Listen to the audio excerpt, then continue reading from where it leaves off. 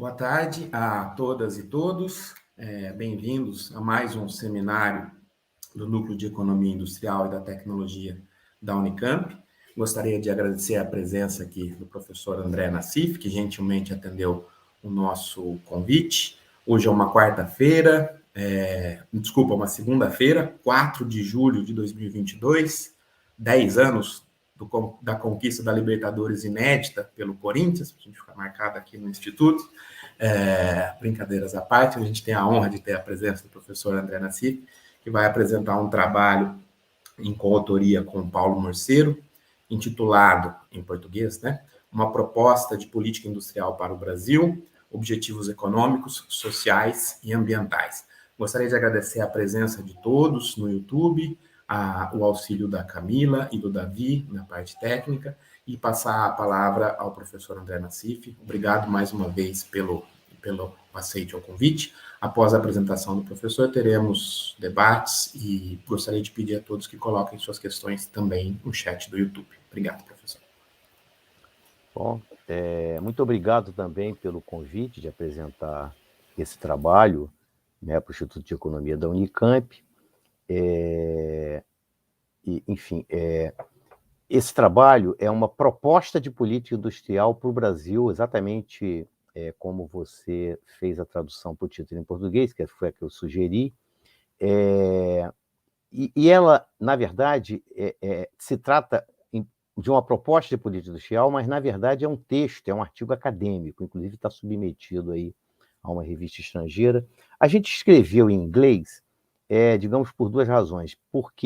Primeiro, porque, apesar de ser uma proposta para o Brasil, né, ela está baseada em argumentos teóricos e empíricos sobre economias prematuramente desindustrializadas e que têm passado por longos períodos de estagnação. Então, tantos argumentos teóricos, em parte empíricos, e também as propostas, né, mutatis mutandis, podem também ser endereçadas, né, a outros países em desenvolvimento que também sofram do mesmo problema. Na verdade, esse trabalho foi uma proposta minha de fazer um trabalho com o Paulo, eu propus a ele esse tema, e uma das motivações, embora logo no sumário vá aparecer, né, uma das motivações do paper, mas ela propriamente dita, que é uma motivação muito particular minha, que eu externalizei ao Paulo, né, é que depois da pandemia, né, é como se eu tivesse caído a ficha, ou seja, no sentido de trazer a questão ambiental, ou seja, de transitar paulatinamente para tecnologias de baixa emissão de dióxido de carbono. Enfim, nunca havia sido algo que eu tivesse levado tanto a sério. Não que a questão ambiental, né, eu fosse um negacionista da questão ambiental, longe disso, né, ou seja, ela era importante, mas eu tratava muito mais como um problema de ética social, de equilíbrio ecológico, etc. Eu falei, bom, outros especialistas trabalham com isso, eu não vou enveredar por aí. Mas com a pandemia me ficou muito claro, ou seja, não bastassem, né, os problemas dramáticos, problemas sociais históricos brasileiros, em especial a desigualdade de renda, ainda tem a questão ambiental que passa doravante, né, está ficando muito claro isso, que passa agora a ser também um problema econômico, ou seja, os países vão, certamente em desenvolvimento, ser pressionados a transitar, né, em direção a essa trajetória, né? E quem não começar já a pensar, né, num design de política que Paulo... Isso não vai acontecer também todo dia, vão levar décadas e décadas, mas quem se atrasar nisso pode, digamos assim, perder essa janela de oportunidade, para usar a expressão da Carlota Pérez, né, e que o custo, né, claro, isso tudo envolve um custo econômico muito grande, mas certamente, né, quem entra, ou seja, os players que conseguirem entrar primeiro exatamente no limiar desse processo de transição para tecnologias, né, de baixa emissão de CO2, certamente daqui a 5, 10, 15, 20, 50 anos estarão melhor, né, posicionados do que, né, outros países. E, aparentemente, né, exatamente essa é a tese da Carlota Pérez, é justamente no limiar de grandes transformações, ela falava disso ali na revolução microeletrônica, da informática, etc. Né? E no caso ambiental, como as tecnologias, né, são tecnologias velhas de alta, né, alto poder poluidor, né, do ambiente, são tecnologias que, grosso modo, são datadas da época da Revolução Industrial ainda. Então, praticamente todos os países estariam mais ou menos assim, condições iniciais, né, muito parecidas, inclusive, né, os países desenvolvidos. Enfim, então, essa, digamos assim, foi a motivação pessoal. Eu chamei o Paulo achou interessante a ideia, a gente ficou um bom tempo, né, trabalhando, né, a parte teórica, como é que isso ia ser feito, etc., e aí saiu, né, esse trabalho. A gente vai seguir aqui a apresentação, né, depois de eu passar, né, pelos objetivos e as motivações principais, excetuando essa, né, pessoal que eu apresentei, né, o item 2, né, compõe, digamos assim, o bloco analítico, que é exatamente a questão da análise, né, sobre industrialização, digestão prematura e estagnação em economias por longas décadas, que é exatamente a parte com base na qual nós vamos, digamos assim, armar, né, os argumentos teóricos para a proposta de política industrial que vai ser feita na parte final. E aí, as partes 3, 4 e 5 são para o caso do Brasil, ou seja, inicialmente a gente identifica os principais problemas econômicos, sociais, ambientais, etc., do Brasil, usando dados tanto de estatística descritiva como também argumentos, né, da história econômica brasileira no pós-guerra, e a gente faz algumas simulações, isso, na verdade, o Paulo, que foi, né, é o expert, tem expertise em matriz de sumo-produto, e ele fez, né, usou a matriz de sumo-produto da economia brasileira como um todo para estimar o impacto, né, do aumento da demanda direto e indireto, né, decorrente de um aumento da demanda de cerca de 10 milhões de dólares por todos os segmentos. A gente agrupou, né, segundo, em especial, a indústria manufatureira, segundo a taxonomia clássica proposta pelo Keith Pavitt. E eu vou, no momento oportuno, né, explicar o que a gente está chamando de empregos tecnológicos, a gente chama de tech jobs, empregos verdes, green jobs, e o impacto geral sobre o emprego, e também justificar por que essas simulações vão apresentar no trabalho. E, por final, é a proposta de política industrial para o Brasil. Em parte, essa proposta ela é baseada no approach, né, mission-oriented, da Mariana Mazzucato. Eu vou voltar a ela. Eu já vou antecipar, mas não vou justificar por quê, que eu estou usando o termo política industrial como sinônimo de Plano Nacional de Desenvolvimento, bem, né, na linha dos planos nacionais de desenvolvimento do passado, ou mesmo que países asiáticos que estão em processo relativamente sustentável de catch-up, que é o caso da Rússia, desculpa, o caso, que ato falha, né? O caso da China e da Índia, né, que se norteiam, né, as suas políticas industriais se norteiam a rigor por planos quinquenais de desenvolvimento. A Índia, particularmente, nunca abandonou os planos quinquenais desde a independência, em 47, e a China segue fazendo a mesma coisa. Mas eu vou justificar por que eu estou usando política industrial como sinônimo de política de desenvolvimento. Eu estou escrevendo um livro, inclusive, que um capítulo, né, que é um capítulo conclusivo da parte estruturalista desenvolvimentista, que o título é Em Defesa dos Planos Nacionais de Desenvolvimento, e aí eu vou exatamente justificar mais ou menos parecido com o que eu vou fazer aqui. E, no final, as conclusões.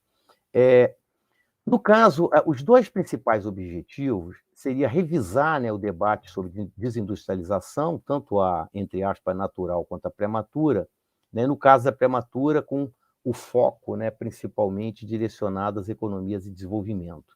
e discutir o caso do Brasil com propostas de política baseada tanto em argumentos teóricos quanto em evidências empíricas sobre a economia brasileira.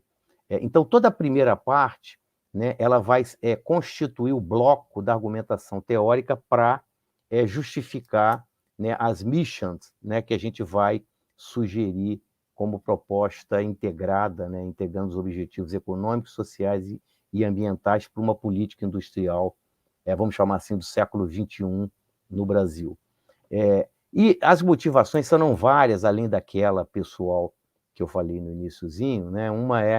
Tem uma pergunta, né? Será que o setor industrial, a indústria de transformação propriamente dito, que os ingleses chamam de manufacturing, ainda exerce um papel importante no desenvolvimento econômico, no catching up? Segundo, aí é uma afirmação, digamos assim, a priori, né? É uma hipótese que também foi comprovada, né, no trabalho. Nem todos os países em desenvolvimento sofrem de gestação prematura. No caso da América Latina, é irrefutável que sim, mas, na média, diversos países asiáticos não têm gestação prematura, nem, né, se medida pela participação de valor agregado em termos reais no total, no PIB, ou pela participação do emprego industrial no total do emprego da economia. E mesmo também, a gente vai ver no aspecto subsetorial dentro da indústria.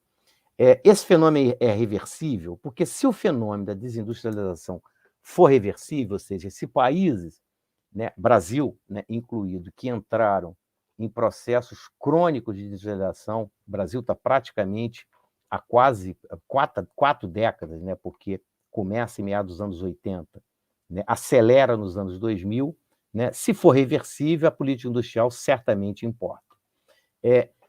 O debate sobre a industrialização, né, e a importância da indústria de transformação como um todo, não como uma coleção, né, de indústrias. Os autores estruturalistas sempre fazem questão de distinguir indústria de industrialização. Industrialização é o processo pelo qual a indústria, né, como um todo, né, ou seja, como macro setor, para usar a expressão do Caldo, né, ela exerce o papel de motor dinâmico do crescimento do longo prazo, né? As razões principais, elas são tão velhas quanto a própria ciência econômica. Já estava em Adam Smith, né? Ou seja, talvez a raiz dinâmica, né, do papel do setor industrial como motor, né, de sustentação do crescimento, de taxas positivas de sustentação da produtividade, estava em Adam Smith quando, né, argumentava que a produtividade dependia da divisão social do trabalho, mas essa era limitada pela extensão do mercado, né? Então, na verdade, a tese interessante do Adam Smith de liberal dele, diferentemente da desvantagem comparativa ricardiana, é que era importante, né, incorporar, né, a economia doméstica ao resto do mundo, justamente porque, né, a grande vantagem seria pela via das exportações, de ampliar, né, os canais de demanda externa para, né, as exportações, diferentemente de Ricardo, né, que estava mais preocupado com a questão alocativa.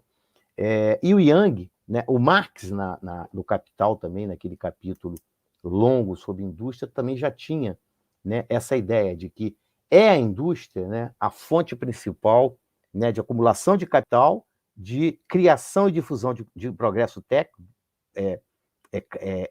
tese que vai ser também resgatada por Alan Yang e depois, né, principalmente pelo artigo de Caldo, né, de 66, e pelo livro, a coletânea de artigos sobre esse tema, né, que ele publicou no ano seguinte. Então, a segunda razão, né, que está ligada, né, é uma consequência da primeira, é que a indústria, o setor manufatureiro como macro setor, né, ele está sujeito a economias de escala estáticas e dinâmicas, né? Acho que vale a pena a gente tentar lembrar do conceitozinho, né, de retorno de escala, né, constante, crescente, decrescente e micro, basta pensar o crescente, né? E a economia de escala, supondo que o preço dos fatores se mantenha estável, nada mais é do que a contrapartida, né, em custos, né, do que está ocorrendo na produtividade. Então, a ideia da firma é exatamente o que o Caldo vai usar para o setor como um todo, né? Então, se a firma dobra de tamanho, se a produção resultante, quando ela dobra, mareando todos os fatores, uma que dobra, a produtividade aumenta, a produtividade média, né, aumenta. Né? Logo, supondo o preço dos fatores estáveis, os custos de longo prazo caem, a curva de longo prazo desloca para baixo. Né? E, no caso da economia, da economia dinâmica, é pensar na firma que vai crescendo ao longo do tempo, né, e acumulando conhecimento e capacitação técnica. Você pensa a Apple como uma ideia, que vira uma Apple pequena.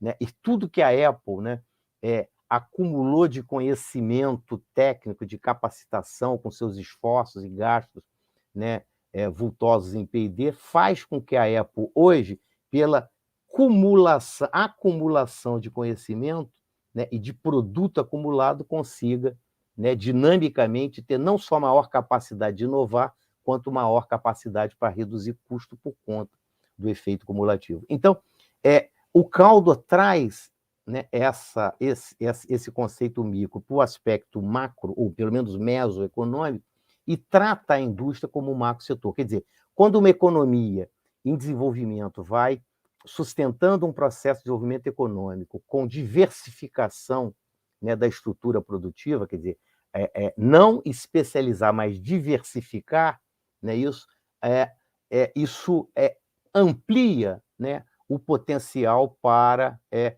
incorporar tecnologia sujeita a economias de escala estáticas e dinâmicas. E é justamente por isso que a indústria tem seu papel, né, especial.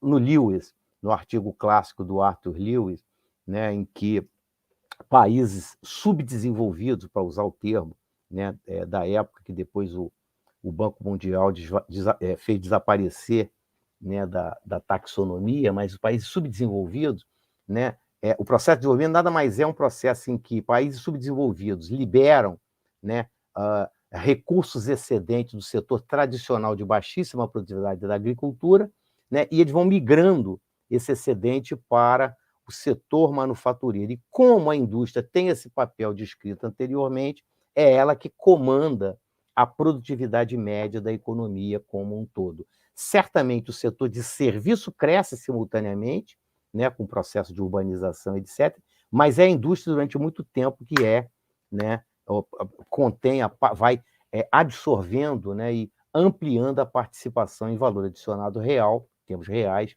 né, no PIB do país. O Caldor aprimora, né,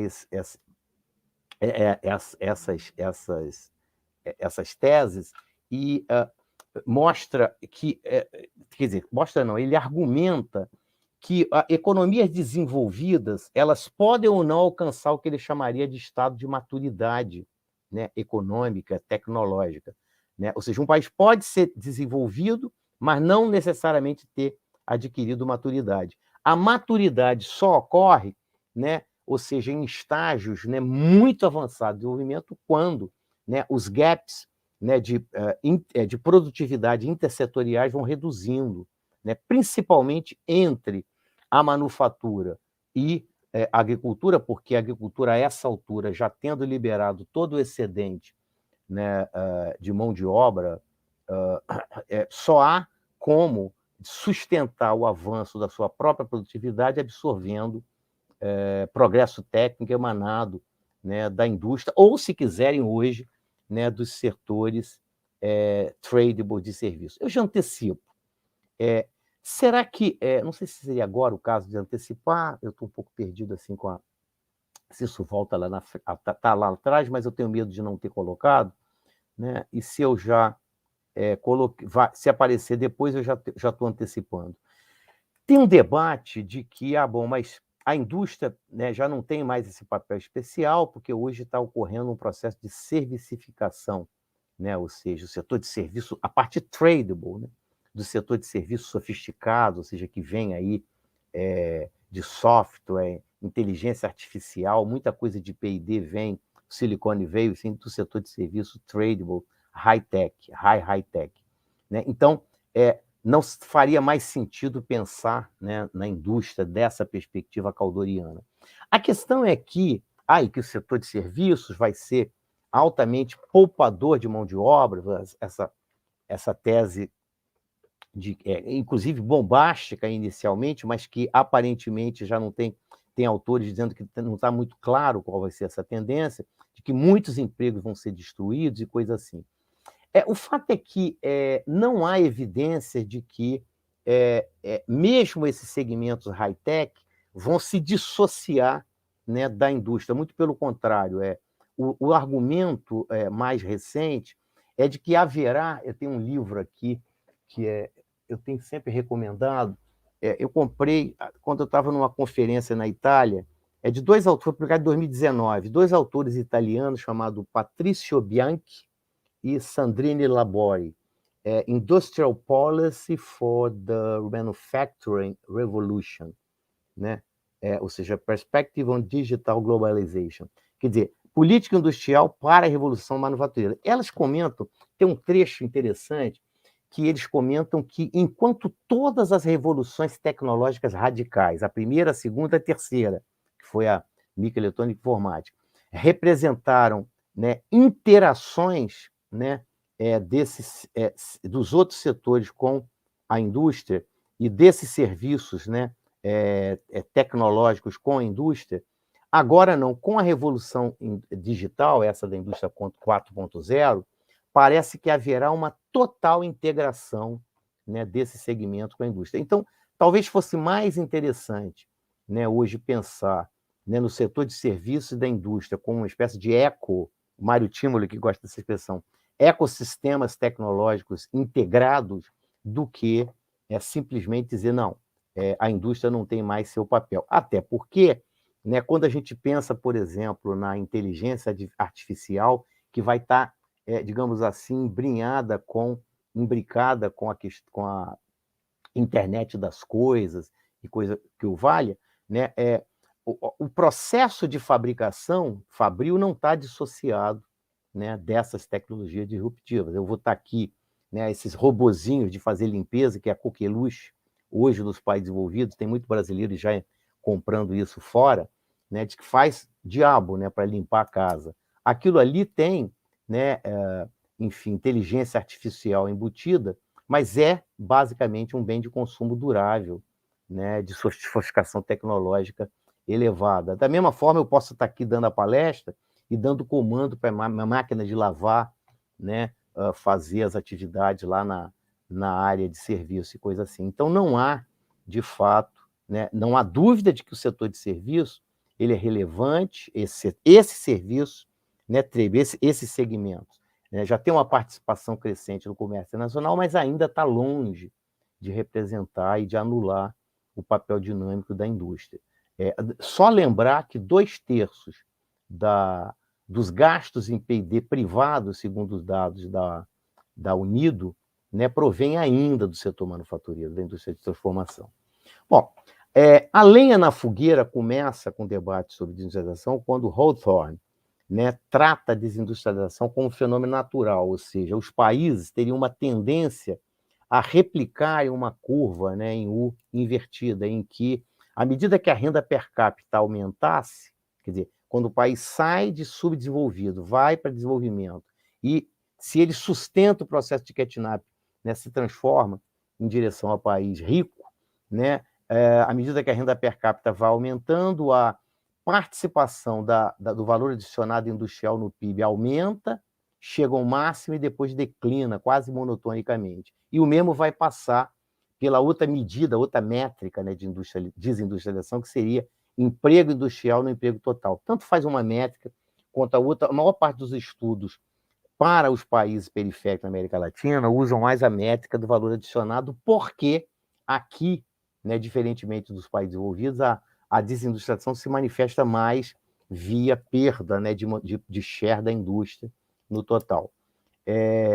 No paper que ele fez com Hasma Wane, em 99, né, ele trabalha com uma amostra de 18 países ricos, industrializados, não entra o país de desenvolvimento ali, né, no período 63 de 94, e eles concluem que a manufatura, o setor industrial, importa na visão estruturalista apresentada anteriormente, mas que a participação do emprego caía, né, quase que de forma... Era um resultado comum, uma vez alcançada uma determinada renda de per capita considerada de reversão, de turning point. O Gabriel Palma foi quem seminalmente lançou o conceito de desindustrialização prematura. Tipo assim, a César o que é de César, né? Porque, efetivamente, a desindustrialização foi retomada essa discussão com Hawthorne, mas, efetivamente, autores como Hollis Chenery, né, que criaram aqueles...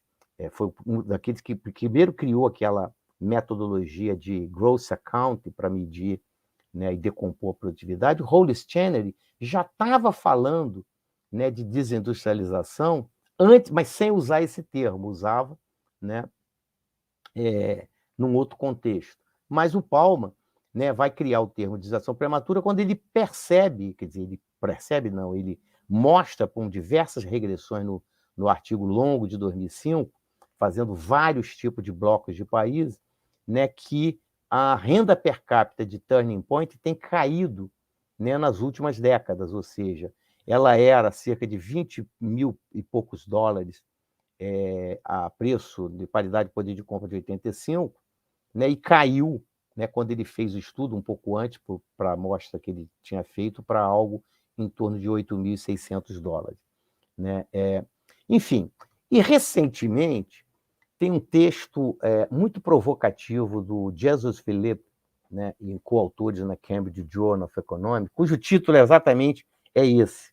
Né? O título já é quase que uma espécie de abstract do paper.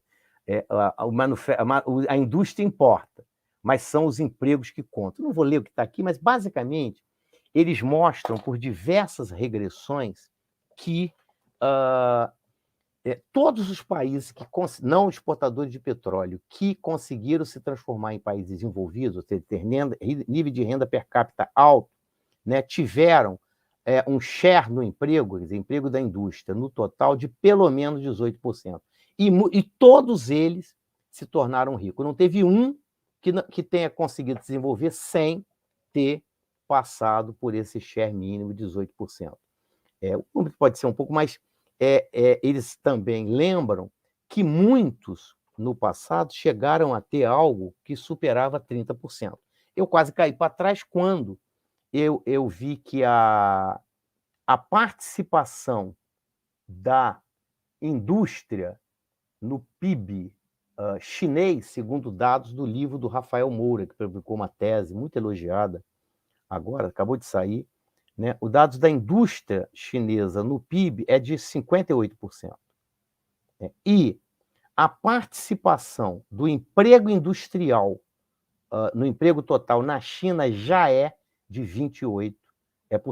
Olha a China, que há cerca de 20 anos atrás era um país predominantemente rural. Né? Então, é disso que o Felipe... E aí, o Jesus Felipe conclui, né, de forma um pouco assim, pessimista, né, que ele sabe, então ele não sabe como, né, que tipo de milagre, entre aspas, os países em desenvolvimento hoje, seja em industrialização prematura, como a maior parte está, vão conseguir fazer para, né, voltar, né, a dar o salto em direção, né, a retomar o processo de catch-up que foi, né, interrompido há décadas, no caso do brasileiro.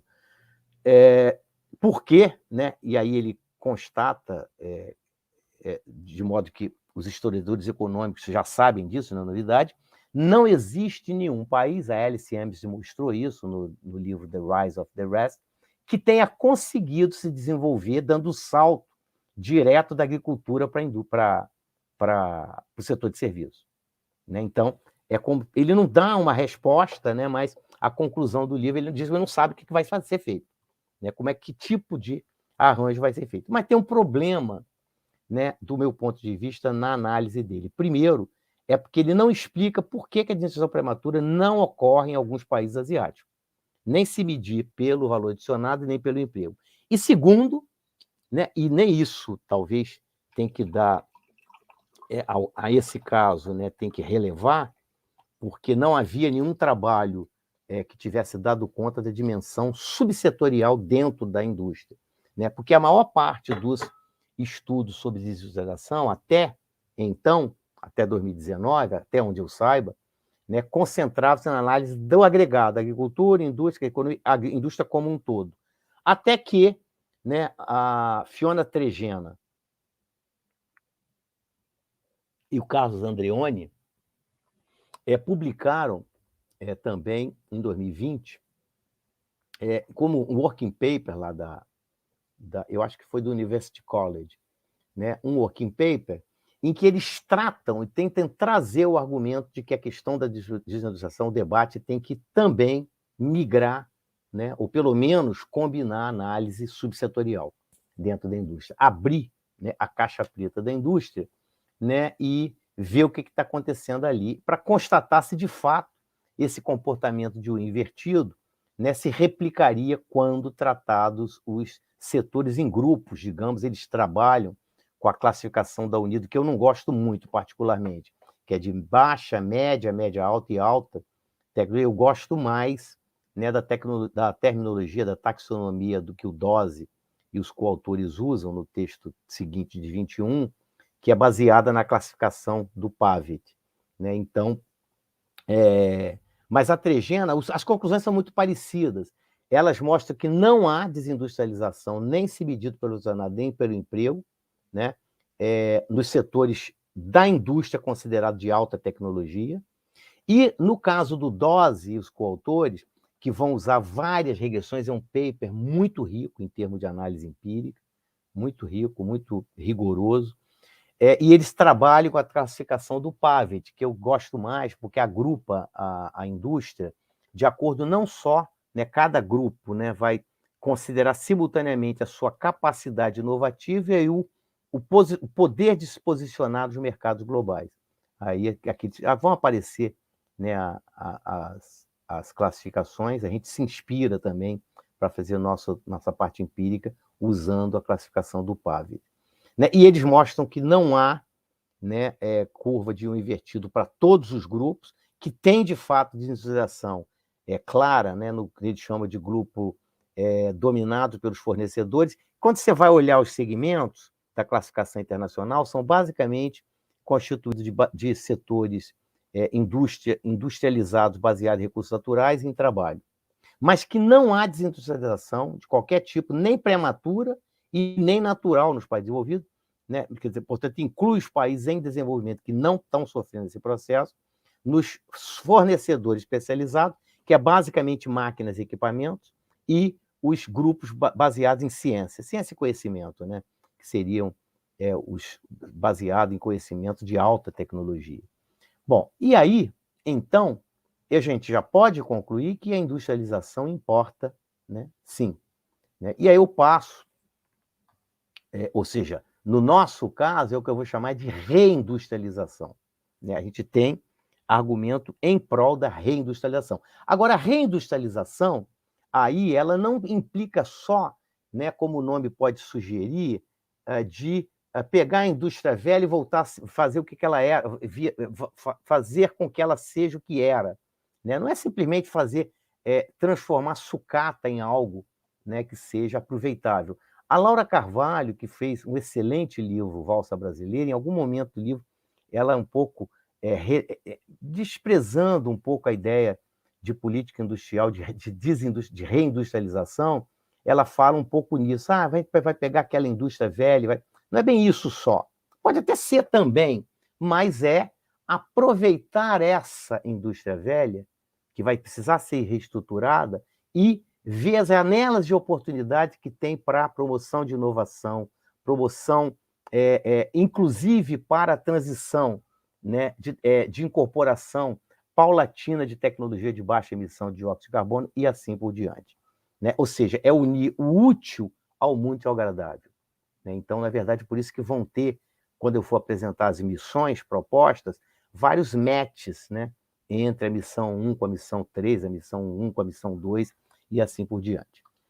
Então, aqui, né, eu acho que esses dados a gente pode passar relativamente rápido, porque todos vocês conhecem, né? Ou seja, a economia brasileira marca, digamos assim, 2 grandes períodos, né? O primeiro subperíodo, que eu chamei de fase do crescimento, né?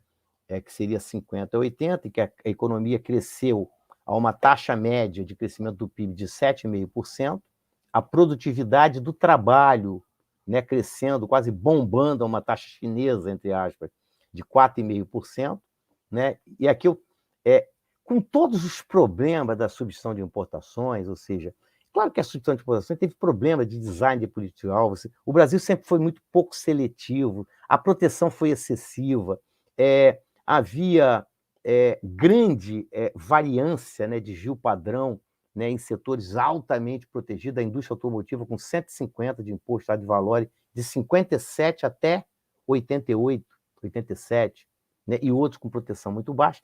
Mas, então, isso acabou, de fato, gerando ineficiência estática na alocação de recursos, porém, né, ninguém pode negar que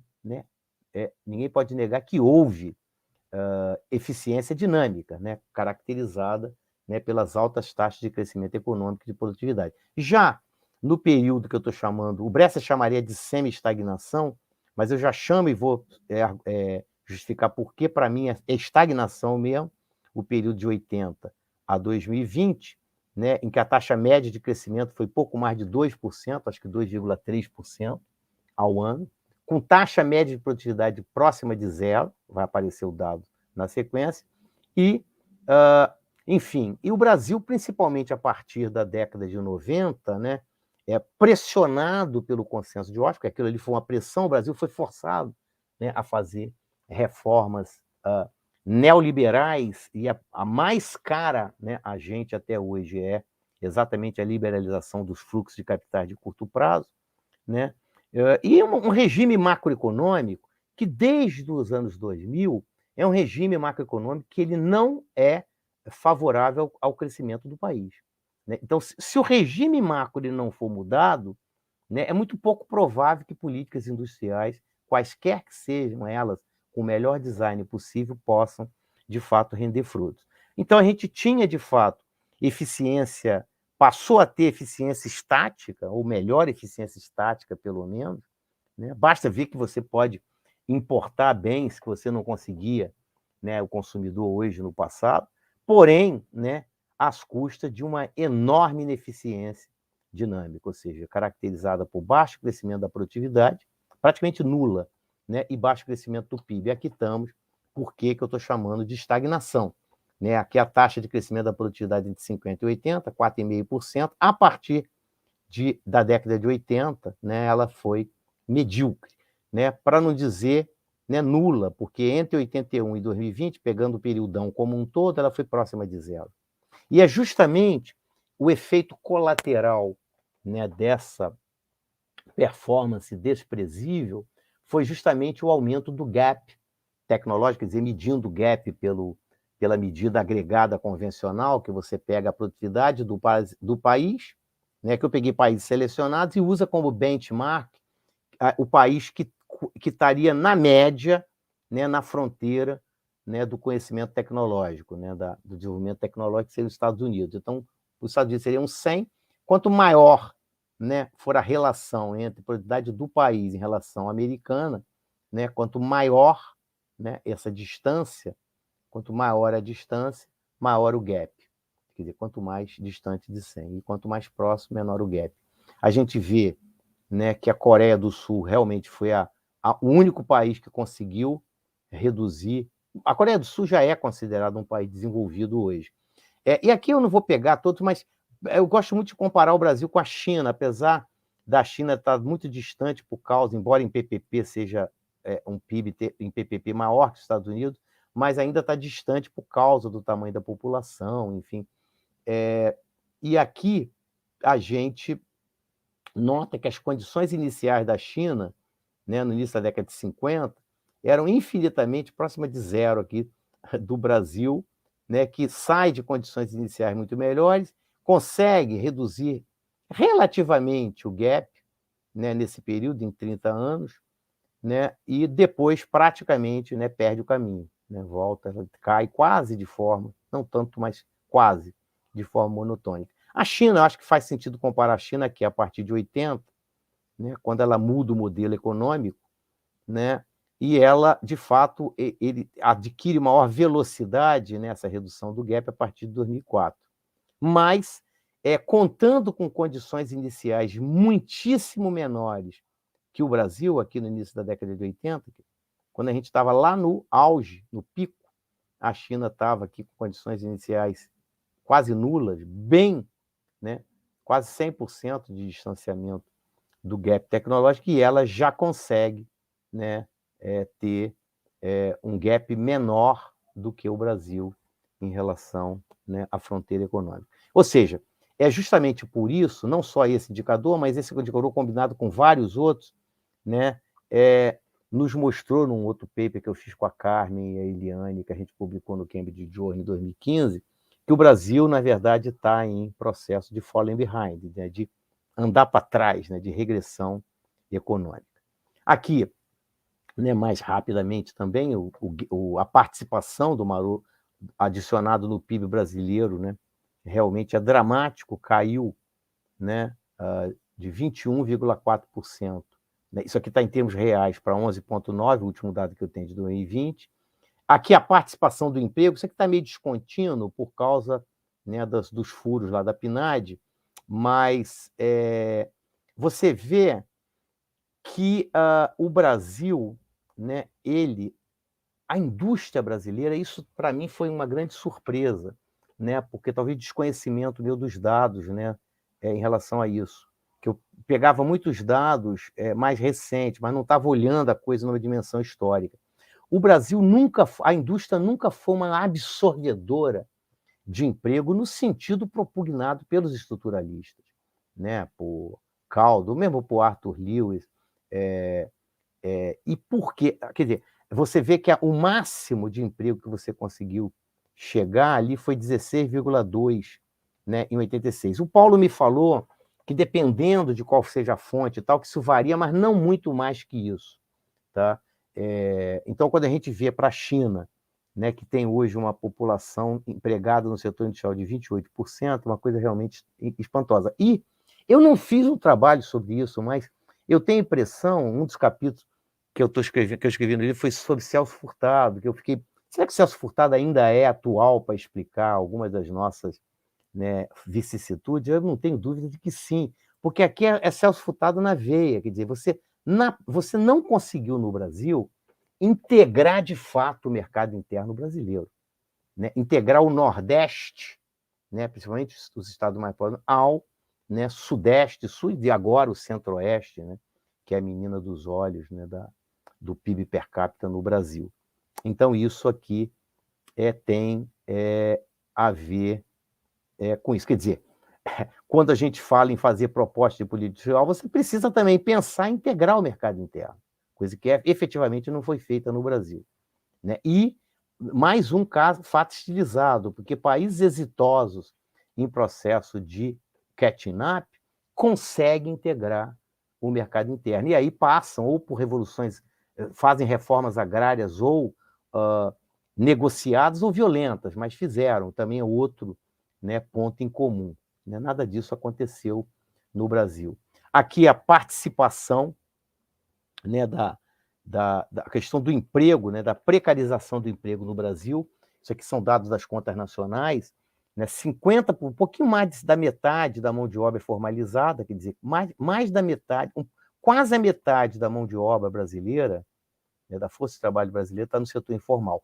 Claro, a gente vai dar o desconto, que isso aqui pode ter, né, um exagero de interpretação, porque, né, a informalidade no Brasil é conceituada também incorporando os trabalhadores autônomos, mas mesmo pegando, né, essa parte, né, nós havemos de convir que, né, quase 50% é muita coisa, né? Ou seja, então, qualquer tipo de programa hoje você precisa fomentar emprego, você precisa aumentar a formalização, né, e também a qualidade do trabalho. E talvez a tabela de que eu mais gosto nesse trabalho, né, é essa tabela que compara, porque ela é muito sugestiva quando você compara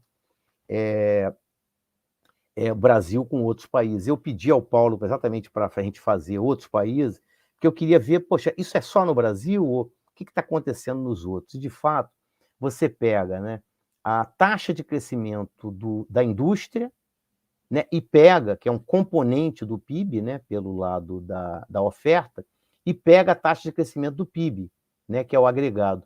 Ora, o que você vê é que países de desenvolvimento que estão em processo de catch-up, é o caso da China, é o caso da Índia, né? No caso de China, o ponto um pouquinho fora da curva foi a década de 2011, talvez por conta, né, da desaceleração pós-crise de 2008, etc. Não sei até que ponto, isso aqui eu acho que não pega ainda muito o impacto da Covid, né? Vai até o final de 2020, talvez um pouco, né? Mas, na maior parte do caso, China, Índia, eles mantiveram taxas de crescimento da indústria superiores às taxas de crescimento do PIB, e mesmo, é o caso da Coreia, é a mesma coisa, mesmo países desenvolvidos, como, por exemplo, Estados Unidos e Alemanha, isso não aconteceu em todos os anos, né? Na Alemanha não aconteceu em nenhum, mas nos Estados Unidos aconteceu em 2, né? Em pelo menos uma dessas décadas foi a década de 90. Mas a gente deve lembrar que país desenvolvido, né, a participação da manufatura no PIB é bem, né, menor, embora eles não tenham passado, os Estados Unidos não tiveram desindustrialização por valor adicionado. A participação da indústria no PIB americano em termos reais, desde a década de 60, fica aí flutuando em termos de 10% a 12%. Mas eles detêm um setor de serviços, os Estados Unidos em especial, tradables, um segmento de serviços que são de fato high-tech. Bom, então eu acho que essa tabela é bastante preocupante, e além disso o Brasil, né, tirando a década de 2000, que foi exatamente aquela década que a Laura Carvalho chama de mini-boom, né, e que não conseguiu se sustentar no período, né, dos 2 mandatos do Lula, né, em que, tirando essa década, todas as demais décadas o Brasil teve uma taxa de crescimento, né, inferior, né, à taxa de crescimento do mundo. Isso também é outro dado preocupante. Então, é duplamente preocupante o primeiro resultado, quanto também, né, o segundo. E aí, é claro, com tal performance, né, pífia, tanto em termos de, né, performance de produtividade, crescimento econômico, já que, né, eu prefiro manter a hipótese estruturalista de que a produtividade depende do crescimento e não o contrário, né? Embora possa ter feedbacks dinâmicos, né, uma vez que ela se sustente, mas o efeito de causalidade, eu prefiro, né, a causalidade ela cauda. Então, com tamanha, né, com performance tão medíocre, não era de esperar que nós tivéssemos que ter contaminado, vamos chamar assim, isso no padrão de comércio brasileiro, né, em que você aprofunda o processo de reprimarização da pauta, termo cunhado pelo Luciano Coutinho nos anos 90, ou seja, só agricultura e minerais, né, ampliou a participação de 17 para 45, né? E quando você soma, né, dentro da indústria, que já pegando, né, a classificação do PAVD, intensivo em recursos naturais, trabalho, escala, fornecedores especializados e baseado em ciência. Né? Quando você soma as industrializados baseados em recursos naturais, tipo aço, né, você vai ter commodity, a soma disso aqui com isso aqui vai bater 65% de tudo que a gente exporta é commodity. Isso é preocupante porque, né, commodity, né, ela bomba, mas esse efeito loteria das commodities, para usar o termo do Carlos Dias Alejandro, né, ele não é um efeito secular, né? E a tese do Prebes, né, é que você se especializar em produtos de menor necessidade de renda de longo prazo, tese recuperada depois pelo Thirlwall, né, é realmente preocupante no sentido de conseguir sustentar um crescimento que possa ser compatível, né, com o equilíbrio, entre aspas, dinâmico do balanço de pagamento no longo prazo. E aqui a pauta, né, de importação é o espelho invertido do que aconteceu em cima. Quer dizer, não só aumentamos dramaticamente nossa dependência de manufaturados, e pior, né, nós andamos para trás de novo, né, nos manufaturados, né, que exatamente contém aquelas peculiaridades especiais que a indústria tem de ser motor, né, de crescimento por ali, né, ser foco, né, de retornos crescentes de escala estáticos e dinâmicos. Então, setores intensivos em escala, fornecedores especializados e baseados em ciência, todos eles aumentaram expressivamente a participação, né, no total importado, né? Ou seja, então, foi um fortíssimo aumento da dependência de importações e um fortíssimo aumento da dependência tecnológica, né, digamos assim, de produtos cuja tecnologia está embutida nos bens, né? Embora a gente saiba que a gente tem também um outro tipo de dependência tecnológica, que é exatamente de que parte, né, da tecnologia, ou a maior parte majoritária da tecnologia engendrada aqui no Brasil é tecnologia estrangeira, ou seja, de filiais de multinacionais, salvo as exceções de praxe, né, que são as ilhas de exceção. Petrobras, Embraer, Embrapa, etc, etc. Bom, e aí, né, um outro dado também, esse também não é novidade para ninguém, é que o Gini, né, depois de ter caído, né, de 0,66, tinha sido maior, né? Eu acho que aqui não capta o Milagre, acho que no Milagre chegou a 0,67, 0,66, né? Cai aqui por causa dos programas de transferências sociais, de combate à miséria, aumentos reais de salário mínimo, mas, de novo, né, eu acho que não tem o dado pós-pandemia, deve estar ainda, ele volta a crescer. Então, e aí, voltando aqui ao Celso Furtado, e a gente volta à questão da desigualdade, quer dizer, a desigualdade ela não é só social, né, pessoal da renda, mas ela também é pessoal no aspecto geográfico, né, de renda geográfica, porque nós pegamos aqui o PIB per capita por regiões, né, em dólar PPP, digamos, o PIB per capita brasileiro, em 2018, né, alcançou algo em torno de quase 16 mil dólares, né? 16 mil dólares. Porém, né, ou seja, as regiões mais ricas, ou seja, eu já também descobri aqui que o Centro-Oeste já suplantou em renda per capita PPP o Sudeste, né, o Centro-Oeste aí, né, do agribusiness. Mas as rendas per capita em PPP, tanto do Centro-Oeste, do Sudeste quanto do Sul, são acima da média da economia como um todo e muito acima, muito, né, anos-luz de distância do PIB per capita da região mais pobre, que é o Nordeste, né? Por que isso é preocupante? Porque o Nordeste concentra 27% da população brasileira. Então, qualquer programa de política industrial é preciso, né, para além da questão ética, social, política, de atacar, né, diretamente a questão da desigualdade, da pobreza, etc., mas também de tomar isso como uma missão importante, integrando ao Programa Geral de Política Industrial, porque é uma forma de criar, né, demanda potencialmente também dinâmica para bens de consumo, etc. E isso pode ter um papel indutor dos investimentos, tanto em capital físico quanto em inovação. Agora, para isso, é preciso projeto e dinheiro. Um deles deveria ter que passar diretamente por a questão de ferrovias. Ou seja, a minha ideia é pensar alto mesmo, entendeu? Eu estou aqui propondo, né? Eu sei que isso aqui não depende do André Nassif, do Antônio Carlos Degg, nem, às vezes nem da Unicamp, mas todo mundo propondo, né? A gente propor, e efetivamente isso aí é uma solução política, né? Ao fim e ao cabo.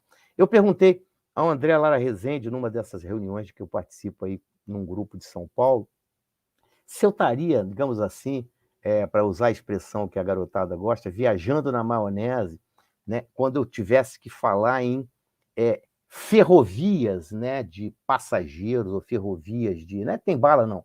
Ferrovias de carga entre Nordeste e com as demais regiões. Alguém comentou no dia, não, tem um problema que nunca foi feito, porque tem um problema topológico, etc. Mas eu acho que a engenharia cria soluções. O André Lara não só absolutamente deveria ser prioritário isso, né? E ninguém fala absolutamente nisso, ninguém fala na questão de atacar o problema do desequilíbrio regional, que não é, do meu ponto de vista, solucionável com guerra fiscal. Muito pelo contrário, a guerra fiscal é um reflexo exatamente do descaso, né, que se tem com essas regiões, né, que ficam um pouco a reboque, né, dos grandes programas, né, de industrialização que se concentram no restante do país.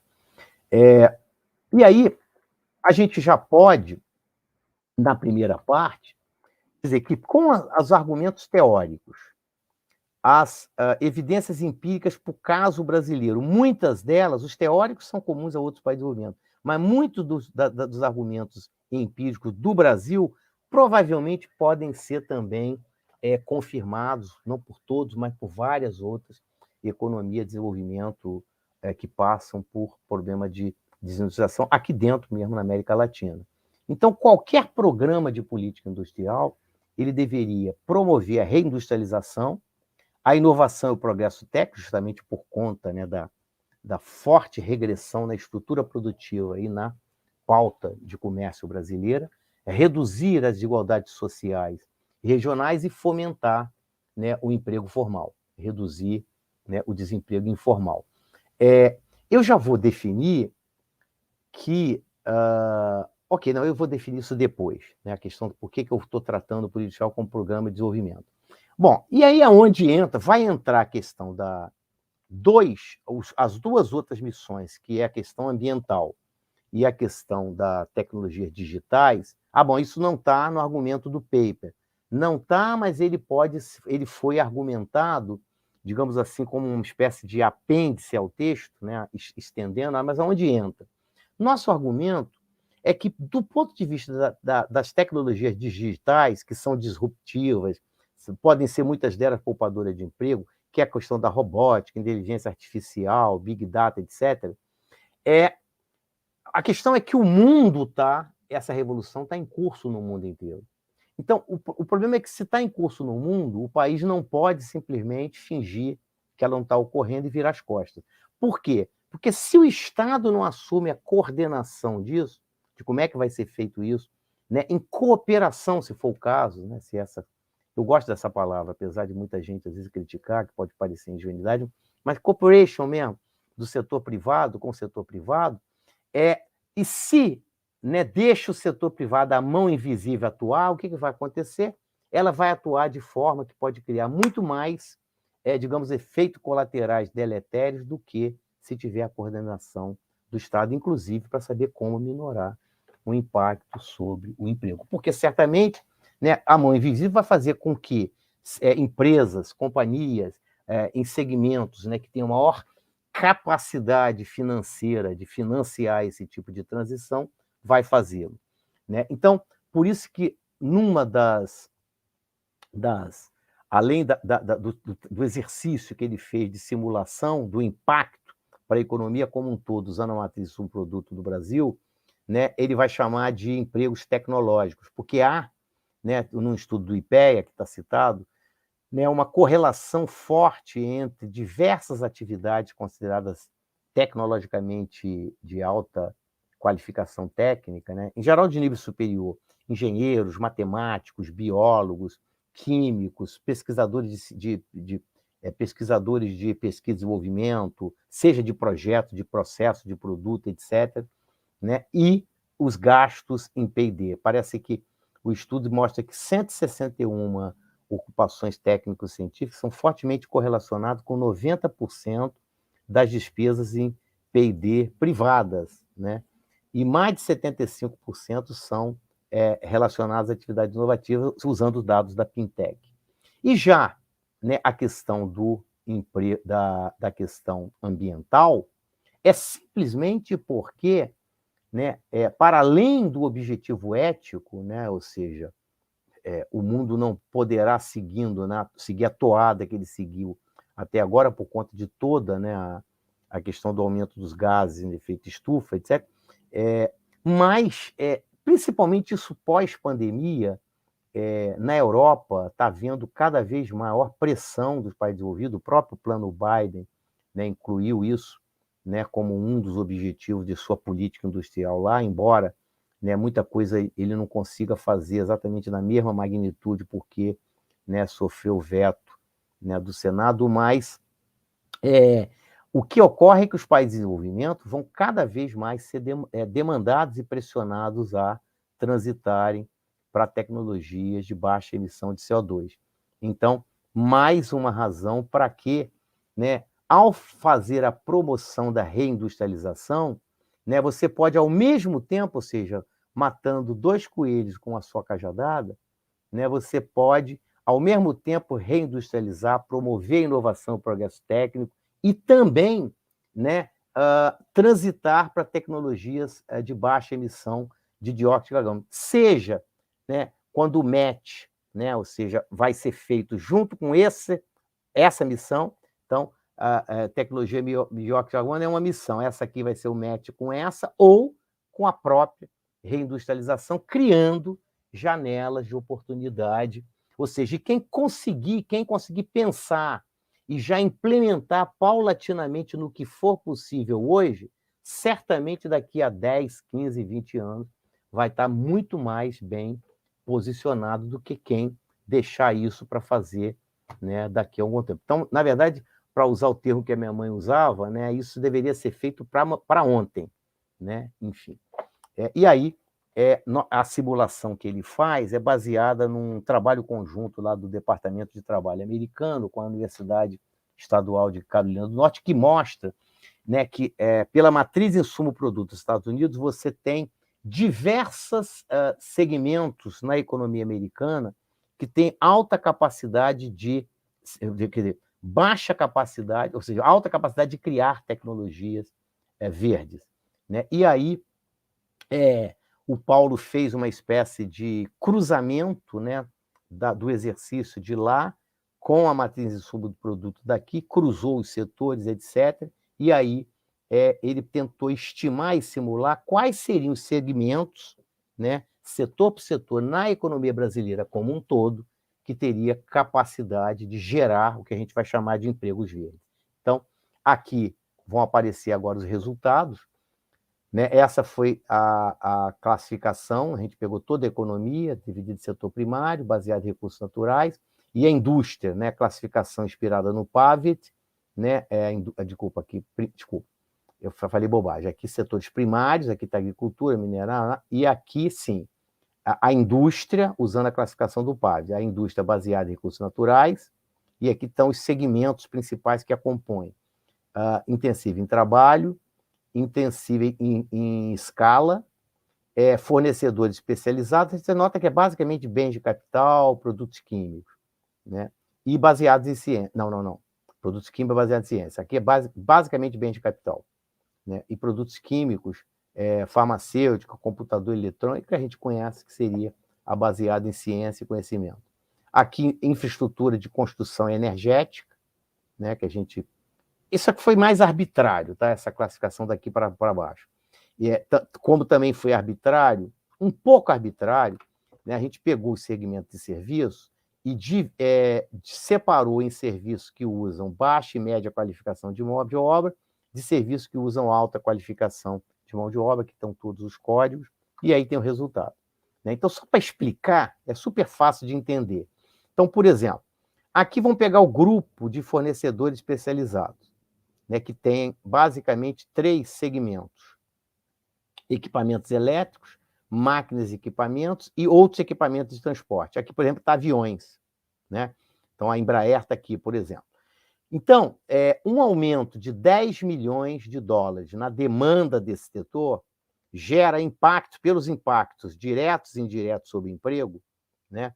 Vai gerar um aumento do emprego total no grupo de 284 empregos, dos quais 48 empregos, vou botar discreto, né? Seriam empregos verdes e 4 seriam empregos tecnológicos. Peraí, mas é muito pouco, não, professor? Né? Professor, né? Professor é como se estivesse dando aula, né, lá na UF. Não é muito pouco, não? Não, porque o que importa aqui, né, mais importante, é a intensidade relativa, quer dizer, a razão entre os empregos verdes, né, gerados em relação ao total, e os empregos tecnológicos gerados em relação ao total. Desse total de 284 empregos, 16,9% são empregos verdes e 1,7% são empregos tecnológicos. Mas 1,7% não é pouco? Tampouco, não é não. Porque quando você olha para a economia como um todo, você nota que do total de empregos verdes, de empregos gerados na economia, né, decorrente de um aumento de 10 milhões de dólares na demanda, né, que geram 538 empregos, 4,3% seriam empregos verdes e menos de 1%, né, 0,7% empregos tecnológicos. Quer dizer, o grupo está bem acima, em termos de emprego tecnológico, né, do que a média da economia. E aí ele colocou em amarelo, né? O que é amarelo? É que realmente você nota que exatamente onde estão concentrados, né, a intensidade de geração de emprego tecnológico e emprego verde são justamente nos setores, principalmente nos setores especializados, nos fornecedores especializados, máquinas e equipamentos, e baseados em ciência, né? Aqui. E você vê também algumas poucas exceções, mas majoritariamente o grupo também de intensiva escala tem essa característica. No caso do setor de serviço, você vai ver, né, que não é surpresa, né, que é onde tem maior capacidade de gerar emprego tecnológico, exatamente nos serviços de alta qualificação. É praticamente tudo, né, que está ali na parte de serviço. Bom, enfim. Embora a participação disso aqui no Brasil, em termos de comércio, é muito pífia, né? Embora na própria participação do setor de serviços não seja tão pífia assim. Eu acho que acho que tem um dado que eu não sei onde está, não sei se já apareceu aí, mas eu não sei se eu tirei da apresentação, que é mais ou menos o meio a meio, metade da participação seria desse serviço de baixa e média qualificação de mão de obra, e a outra metade, ou pouco menos, né, de alta qualificação. E aí, a gente toma emprestado, né, o approach mission-oriented da Mariana Mazzucato, né, em que isso aqui é meu, né, a minha ideia é que eu falei com o Paulo. Para a gente, os objetivos são ambiciosos, missões são objetivos ambiciosos, né, e focos, né, que estão voltados para o curto, médio e principalmente para o longo prazo. Quando eu apresentei esse paper em Berlim, ele foi selecionado lá para as sessões ordinárias, uma das críticas que se fez ao usar esse approach é que o Approach Mission Oriented da Mariana seria muito focada para aqueles programas específicos de São Apolo, coisa da internet, Ministério da Defesa e tal. Mas no livro Mission Oriented, que ela lançou agora em 2021, não é bem isso, ela estende, né? Isso aqui é uma inspiração, você pode estender o conceito, basta ver que ela mostra aqui, que seriam, né, cooperações, ou seja, parcerias entre setores privados e públicos, de modo a resolver problemas chaves da sociedade, né? Escolher direções para onde vão a economia, para onde vai a economia, colocar os problemas para resolver, onde está o centro do design do nosso sistema econômico. Significa desenhar a política que catalise o investimento, a inovação, a colaboração entre uma variedade de atores da economia, engajando tanto, né, os negócios, né, as atividades, quanto os cidadãos. Ora, isso aqui, né, é nada mais do que uma visão muito mais abrangente de política industrial como missão, ou seja, como missões. Agora, por que eu defino política industrial na perspectiva de Plano Nacional de Desenvolvimento? Porque a política industrial, né, se a gente retoma o conceito, que ultimamente ficou um pouquinho para escanteio, mas que eu acho muito interessante, muito útil, que é o conceito de Sistema Nacional de Inovação proposto pelos neospeterianos. Eu acho que quem primeiro propôs foi o Christopher Freeman, Richard Nelson, aquele pessoal. E eles mostram que o Sistema Nacional de Inovação, né, é nada mais de entender a política industrial como numa perspectiva sistêmica, ou seja, ela está integrada com todas as demais esferas de políticas públicas. Então, é a política educacional, treinamento, tributária, de saúde, a própria política de saúde é uma política industrial, né? Enfim, ciência, tecnologia e, last but not least, a política macroeconômica, né? Que também, um dos textos, eu acho que é do Lundvall, né? Da década de 2000, ele focava que tem também que ter coordenação com a política macroeconômica.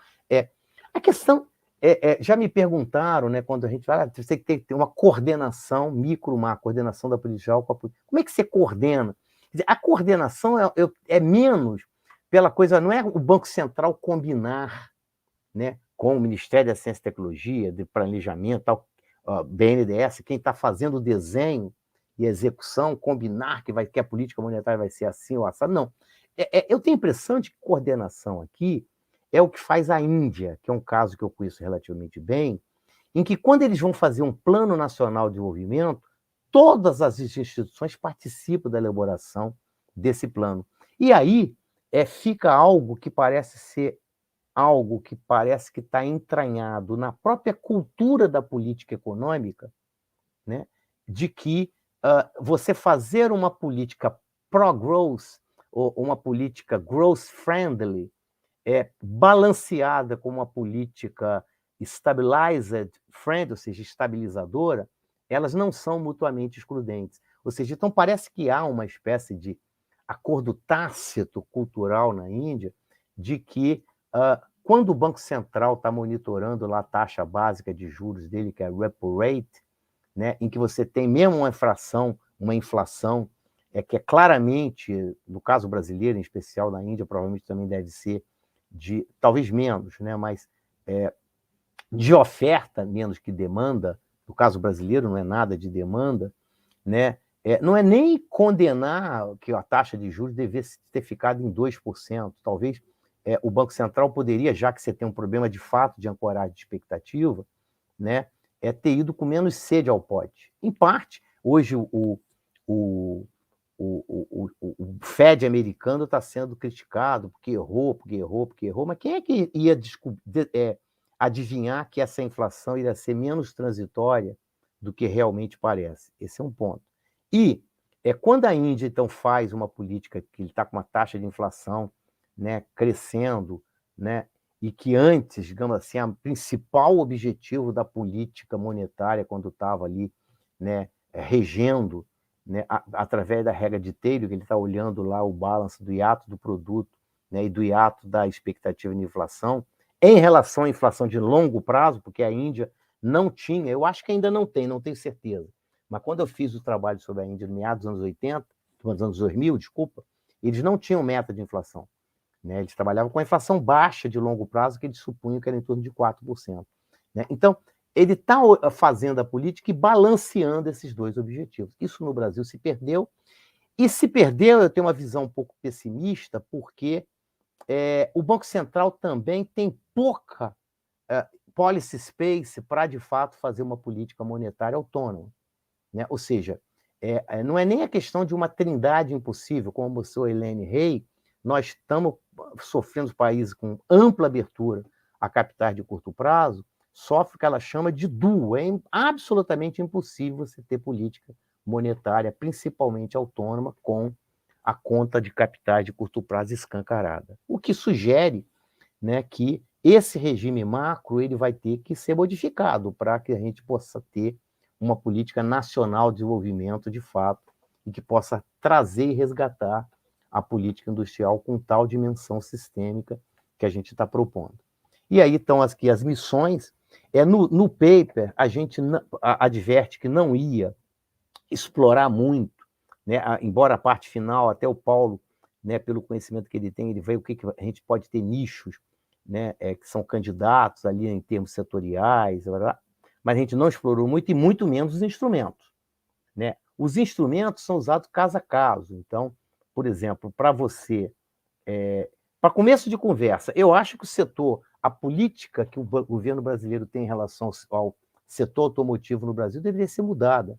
Né? Ou seja, aqui o setor automotivo, aliás, o investimento estrangeiro, né? Acho que vocês concordam comigo, trata o Brasil como casa de mãe Joana, vá para onde quer, para o setor que quiser, ele não tem menor compromisso de transbordamento tecnológico para firmas locais, Na Ásia não é assim, né? Então, a modificação já começaria por aí e já começaria, sim, de tentar ficar menos refém do setor automotivo, que tem uma tarifa ad valorem que é muito alta. 30% de tarifa ad valorem para automóvel é muito alta, né? Agora, não... e aí a política industrial, alguém me perguntou na última apresentação que eu fiz, envolveria o quê? Envolveria política de compra governamental para fármacos, é o mais importante, né? Envolveria, por exemplo, tarifa de importação, algumas deveriam ser reestruturadas, baixadas, outra talvez moderadamente ampliada, não o que o Guedes quer fazer, ou queria, não conseguiu, que fazer uma queda linear de tarifa. E nem mesmo, né, comprar a ideia do Roderick, né, que num paper, já tem um tempo que ele escreveu, que conta o qual do qual eu discordo, né, que ele fez com Hausmann, de que a política deveria focar mais atividades, então a tarifa não é importante. Ora, pois, se um setor aparentemente inovador, vamos pensar de software, que o Brasil tem alguns talentos ali no sul, em Santa Catarina. Se ele está fazendo algum software interessante para automação bancária que pode, né, ser exportado, né, globalmente, mas ele ainda está fazendo o aprendizado tecnológico, se eventualmente tem um player competidor fora, e se a tarifa aqui for zerada, né, e se esse player competidor fora pode produzir um software relativamente substituto, com substituição imperfeita, né, de repente, o cara está no meio da curva de aprendizado, você zera a tarifa, você aborta, né, a continuidade e a, né, conclusão do processo inovativo. Então, cada caso tem que ser visto como um caso. As duas... dois instrumentos muito importantes para gerar escala são compras governamentais e conteúdo local, que foi espinafrado, né, durante o governo do PT e que é um instrumento legítimo que todos os países usam. Novamente, aqui tem muito problema dado o exagero, né, em si. Mas eu já tenho visto o governo atual querer abrir a economia brasileira para licitação pública de estrangeiro. Isso seria... Quer dizer, você já está colocando, né, os poucos instrumentos que ainda estão disponíveis na ordem multilateral, você está colocando, né, em risco. Então, basicamente, as proposições das missões são essas: a reindustrialização, a promoção da inovação e progresso técnico, fomento do emprego e sua formalização, bem como redução das desigualdades sociais. A infraestrutura entrou um pouco aqui por conta do seu papel não só de gerar emprego, mas também de gerar externalidades, né, positivas para a economia como um todo. Inclusive, quando se trata de saneamento, melhorar as condições de saúde da população. Né, mover, né, pelos argumentos que eu apresentei, em direção à economia digital e tomar ações paulatinas já para transitar para a economia verde. Essa tabela, ela entra um pouco de apêndice, simplesmente para relativizar o seguinte: aqui emissão de dióxido de carbono diretamente de atividade produtiva no Brasil. A gente vê, né, que os que mais emitem são aqui dentro da indústria, fornecedores de especialidade, mas aqui tem o peso da refino de petróleo. E aqui, em serviço de média e baixa qualificação de mão de obra, né, por causa do peso de transporte, né, armazenamento. Só que esses dados devem ser vistos com cautela, porque isso aqui espelha emissões diretas de atividade. Provavelmente isso pode mudar de um país por outro, mas não acredito, já que nossa matriz tecnológica é a matriz da Revolução Industrial, né, ou seja, com alterações incrementais, do ponto de vista de poluir mais ou menos o meio ambiente. Então, eu acho que praticamente a maioria do mundo está igual aqui, embora nós saibamos que, por exemplo, no Brasil, por que tem que ser avaliado isso aqui, emissão direta, tem que ser avaliado com cautela, porque a gente sabe que a maior emissão vem do desmatamento. Aqui, olha, segundo o dado do CEEG, 44% vem de desmatamento, seguido pela agricultura e indústria de carne e energia. Nos Estados Unidos é o contrário, né? A emissão de energia fóssil é que é a maior responsável pela emissão lá. E a gente conclui, né, que a indústria 4.0 tende, né, mais do que interagir, a integrar-se, né, doravante com o setor manufatureiro né, daqui para frente, pelas razões que eu tentei sugerir. Então, é mais apropriado tratar esse último setor, né, como serviços de médio e alta tecnologia, como um ecossistema de tecnologias complexas que vão estabelecer feedbacks, né, dinâmicos com os demais setores, inclusive com né, o próprio setor primário, em vez de tratá-los como atividades isoladas. O papel da manufatura ainda é aquele, ou seja, ela ainda é máquina de crescimento, pode até ser reduzido, mas não eliminado, porque continua agindo como a principal fonte de geração e difusão do progresso técnico. A decisão prematura não afeta todo mundo, né, indiscriminadamente, né? Ou seja, muitos países asiáticos não passam por esse processo, né? As evidências empíricas sobre geração prematura devem ir além dos indicadores agregados, porque parece não haver, né, dos 2 papers, né, que são os únicos que eu conheço, que tratou desse problema em nível subsetorial, mostra que não há no setor de marketing e equipamento, nem, né, nas manufaturas baseadas em ciência. E a política industrial é crucial, é entendida de forma sistêmica, como plano nacional para restaurar, resgatar a capacidade para fomentar a produtividade do Brasil, ou seja, voltar a fazê-la a exibir resultados de incremento positivo em termos reais, e resgatar a trajetória de catch-up que está interrompida prematuramente no Brasil, particularmente. E, né, nós já apresentamos esses objetivos, combinando argumentos teóricos com argumentos empíricos, né, essas 6 missões, né? Eu não preciso repeti-las, né? É isso. Obrigado. E agora eu estou aberto para pergunta, debate, comentários. E eu que agradeço, André Nassif, pela excelente apresentação, muito elogiado aqui no chat do YouTube, fez um esforço, um trabalho brilhante, no sentido de pensar a política industrial numa perspectiva, foi literalmente uma aula mesmo, apesar do comentário que você fez a brincadeira ali no meio da apresentação, né?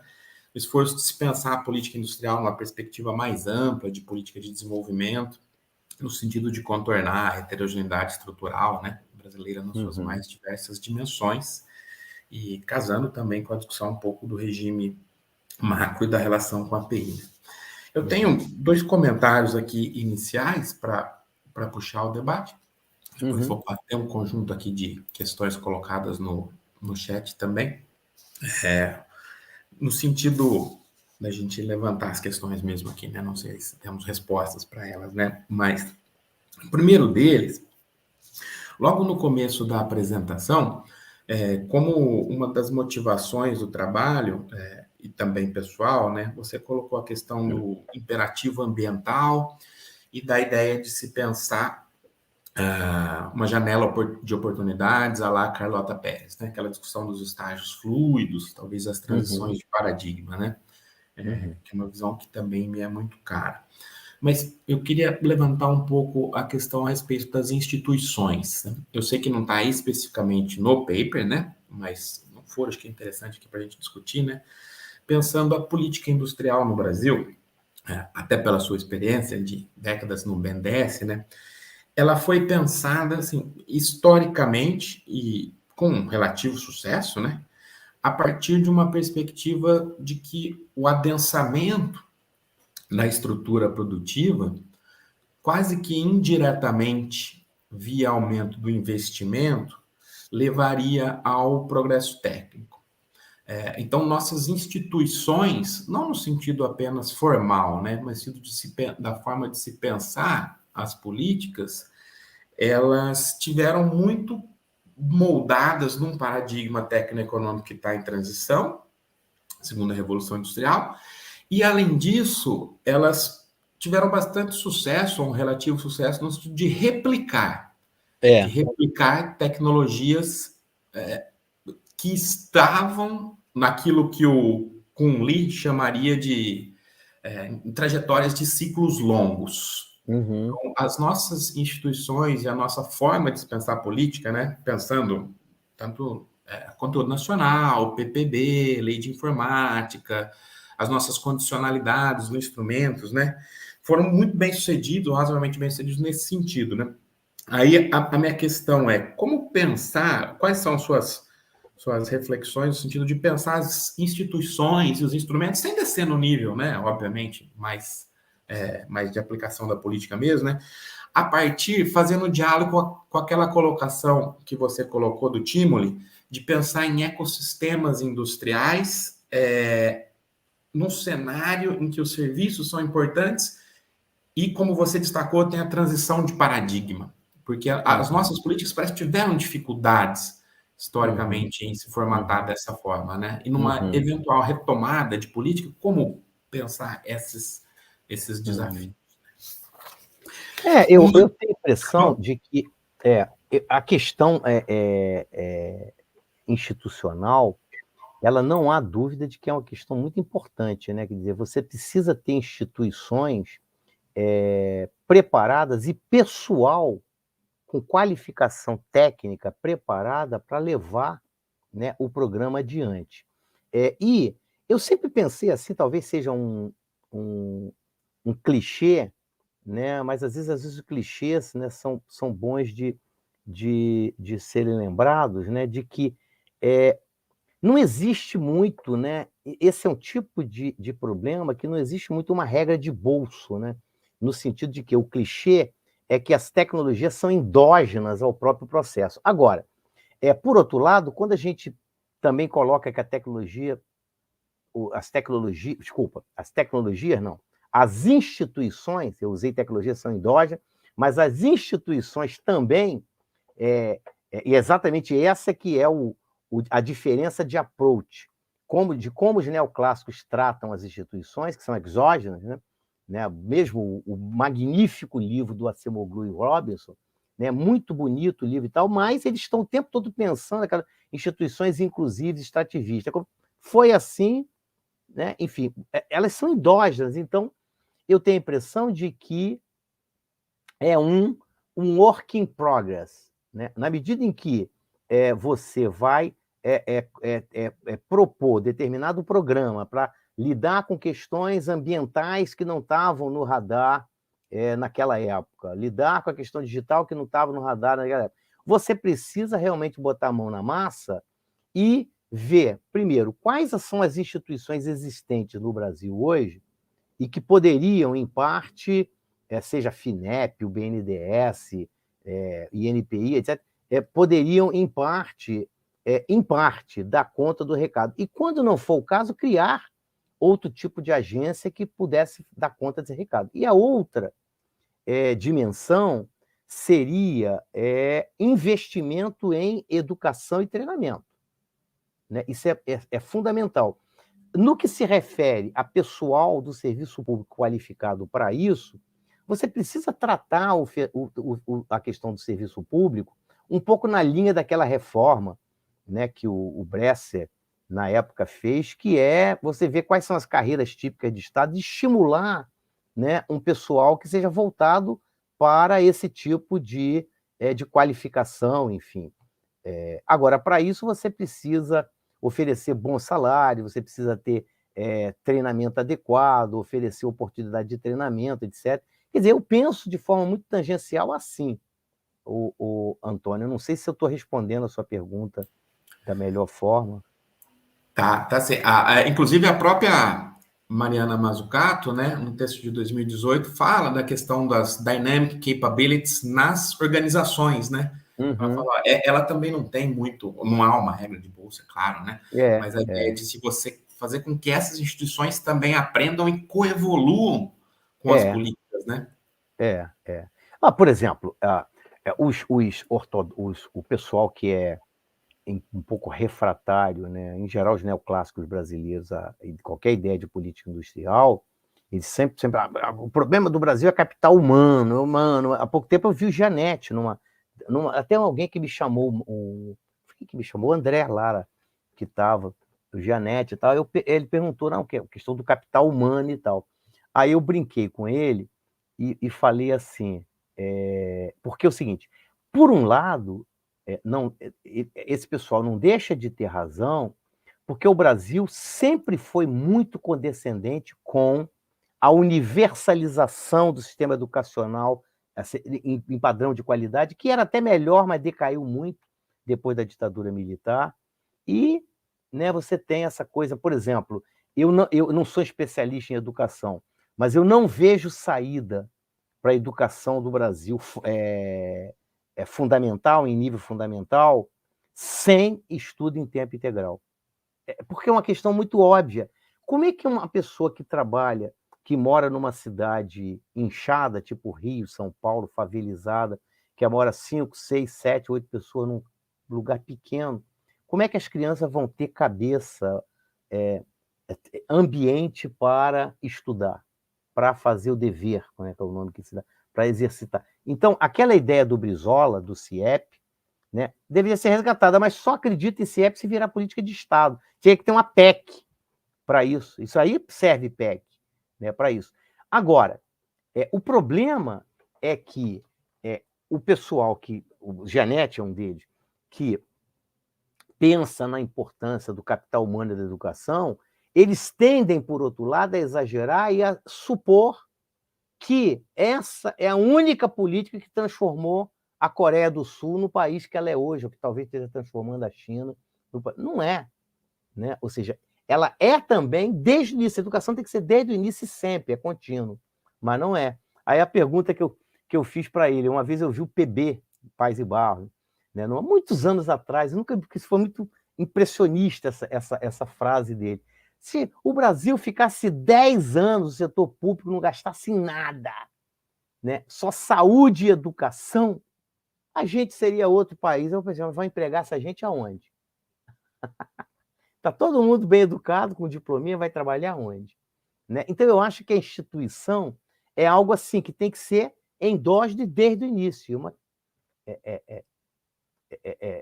Tem que se pensar nisso. Ou seja, você precisa criar ou recriar instituições para esse fim, para esses novos desafios. Um outro comentário aqui, aí eu já finalizo com as questões do chat, que eu queria te ouvir, é com relação aos agentes, né? Eu sei que é uma discussão complicada, né? Mas olhando assim para a estrutura produtiva brasileira, dá para a gente ter, assim, grosso modo, de maneira um pouco mais impressionista, né? 2 grandes blocos de agentes, né? Aqueles que as grandes empresas, sejam elas multinacionais ou locais, que até nas palavras do Paulo Morceiro, em outro trabalho, né, tem um comportamento cada vez mais próximo de uma maquila introvertida, ou seja, que se associaram comercialmente, como forma, não apenas comercialmente, mas se tornaram quase que entrepostos, forçando bastante a barra aqui, de seus parceiros internacionais com representação comercial, de marca, alguma atividadezinha de PPB, alguma atividadezinha próxima às demandas locais, alguma tropicalização, e tem conseguido, de certa forma ou de outra, um relativo sucesso na sua trajetória de acumulação, menos dependente dos ciclos, digamos assim, produtivos, ou daquela lógica tradicional que a indústria contribuía para o desenvolvimento, né? Acumulação, geração de excedente, reinvestimento.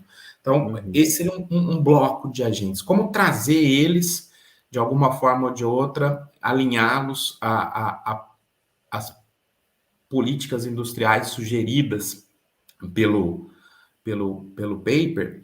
E, por outro lado, o paper aponta, assim, essa discussão me veio à mente olhando para o caso chinês, né? A questão da heterogeneidade social e regional.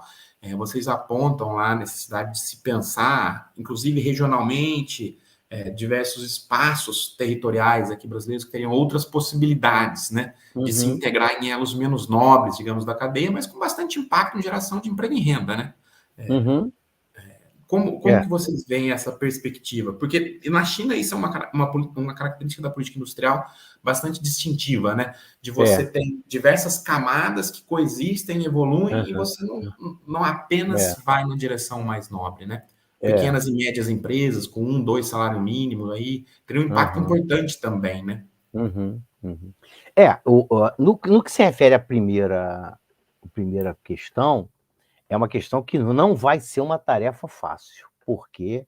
Por causa do alto grau do que alguns autores estão chamando de financiarização, né, da economia brasileira. Quer dizer, E essa financiarização, ela tem sido resultado não só, né, depois que você liberalizou o mercado financeiro doméstico, abriu, né, a economia a fluxo de capitais de curto prazo. Quer dizer, o grau de abertura da economia brasileira hoje é praticamente igual, né, se não for quase igual da economia americana, né, para fluxo de capitais.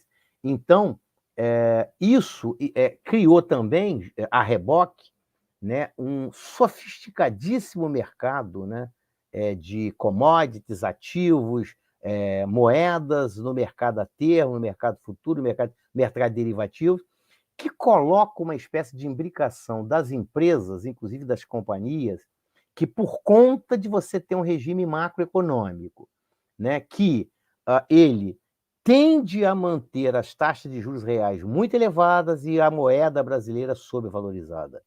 Isso é uma tendência, Antônio Carlos, e que, diga-se de passagem, escreva o que eu estou te dizendo, vai voltar. Ou seja, é porque nós estamos num ponto fora da curva em que Certamente.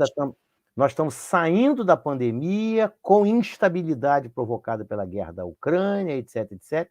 Enfim, uma vez que esse período de instabilidade, quem adivinhar quando vai passar, está chutando, porque ninguém sabe se vai ser ano que vem, daqui a 2, e quando passar, e que a economia voltar à liquidez internacional, ao seu novo normal, e a economia brasileira, os fundamentos macroeconômicos brasileiros, né, não estão ruins.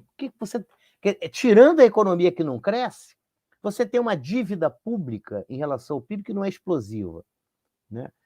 Embora os jornais o tempo todo chamem a atenção para o risco fiscal. O risco fiscal vira um dogma, isso, mas não é explosivo. A inflação está alta, mas está alta em todos os lugares do mundo por conta de que você tem um problema de boom, né, de preço de energia, choque de oferta.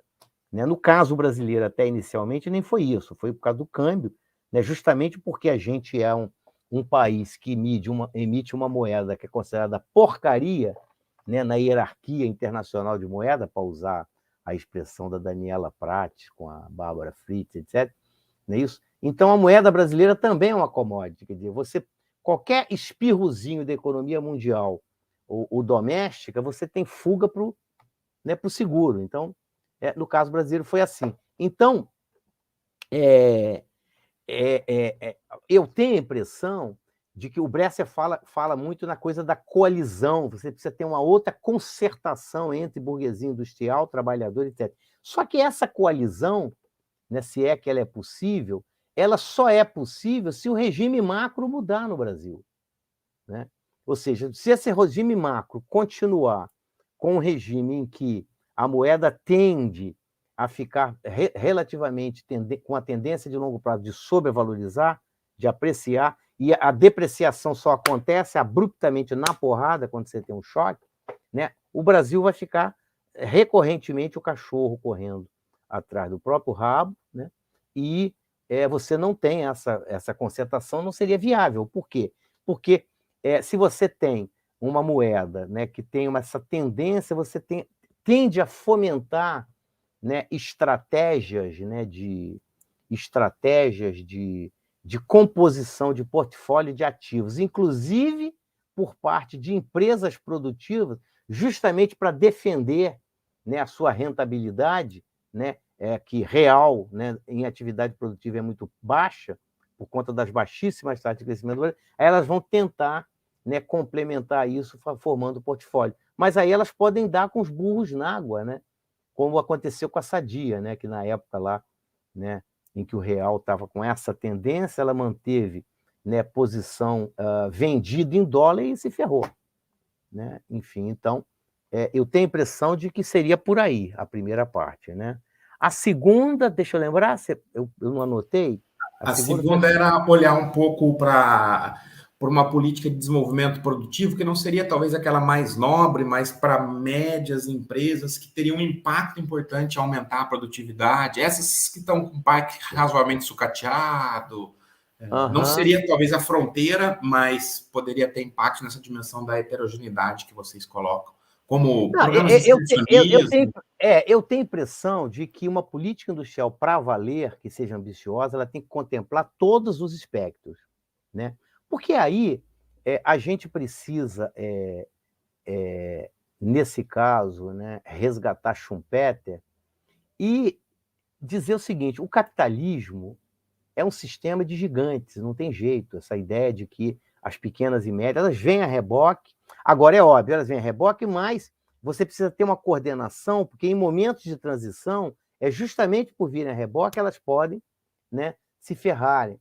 Mas, na verdade, a ideia de que pequenas e médias empresas vão comandar alguma coisa, isso não é possível, porque, na verdade, o capitalismo tem forças endógenas que levam ao monopólio, ao oligopólio. Agora, eu até estou lembrando de uma coisa que eu discutia muito com o Paulo na hora de discutir as propostas de política, e que eu concordava muito com ele. Ele sempre lembrava o seguinte, que o Brasil, talvez um pouco ajudando a responder a sua pergunta, deve ser ao mesmo tempo, né? Por isso que eu sempre fui a favor de que o BNDES tivesse uma carteira para pequenas e médias empresas, que não tinha no passado, nos anos 70. E aí o Paulo comentava o seguinte: André, talvez pudesse ter duas políticas industriais, quer dizer, duas no sentido de que um tipo de foco, né, para o Nordeste, ou seja, em que ali você não vai ter, dificilmente você vai começar a engendrar fomento, né, da industrialização do Nordeste, né, já saindo em setores lá mais nobres tecnologicamente, mas setor mesmo de montagem, de maquila, de vestuário, ou seja, para empregar a mão de obra, né, que é de mais baixa qualificação. E aí, ou seja, aí nesse caso você teria que ter uma política focada, né, para isso. Mas mesmo aonde, né, a política contemplasse, né, segmentos ou segmentos correlatos, né, digamos, por exemplo, eu sempre dou esse exemplo, por que o Brasil até hoje, né, um dos corrimentos que poderiam ser candidatos é, dentro da indústria química, a produção de fármacos para combate a doenças tropicais, vacinas, etc. O Brasil tem expertise, o Brasil tem vantagem comparativa potencial, porque tem fauna, né, e flora exuberante, e não faz. Agora, para isso, você precisa de política de compra do Estado e tal.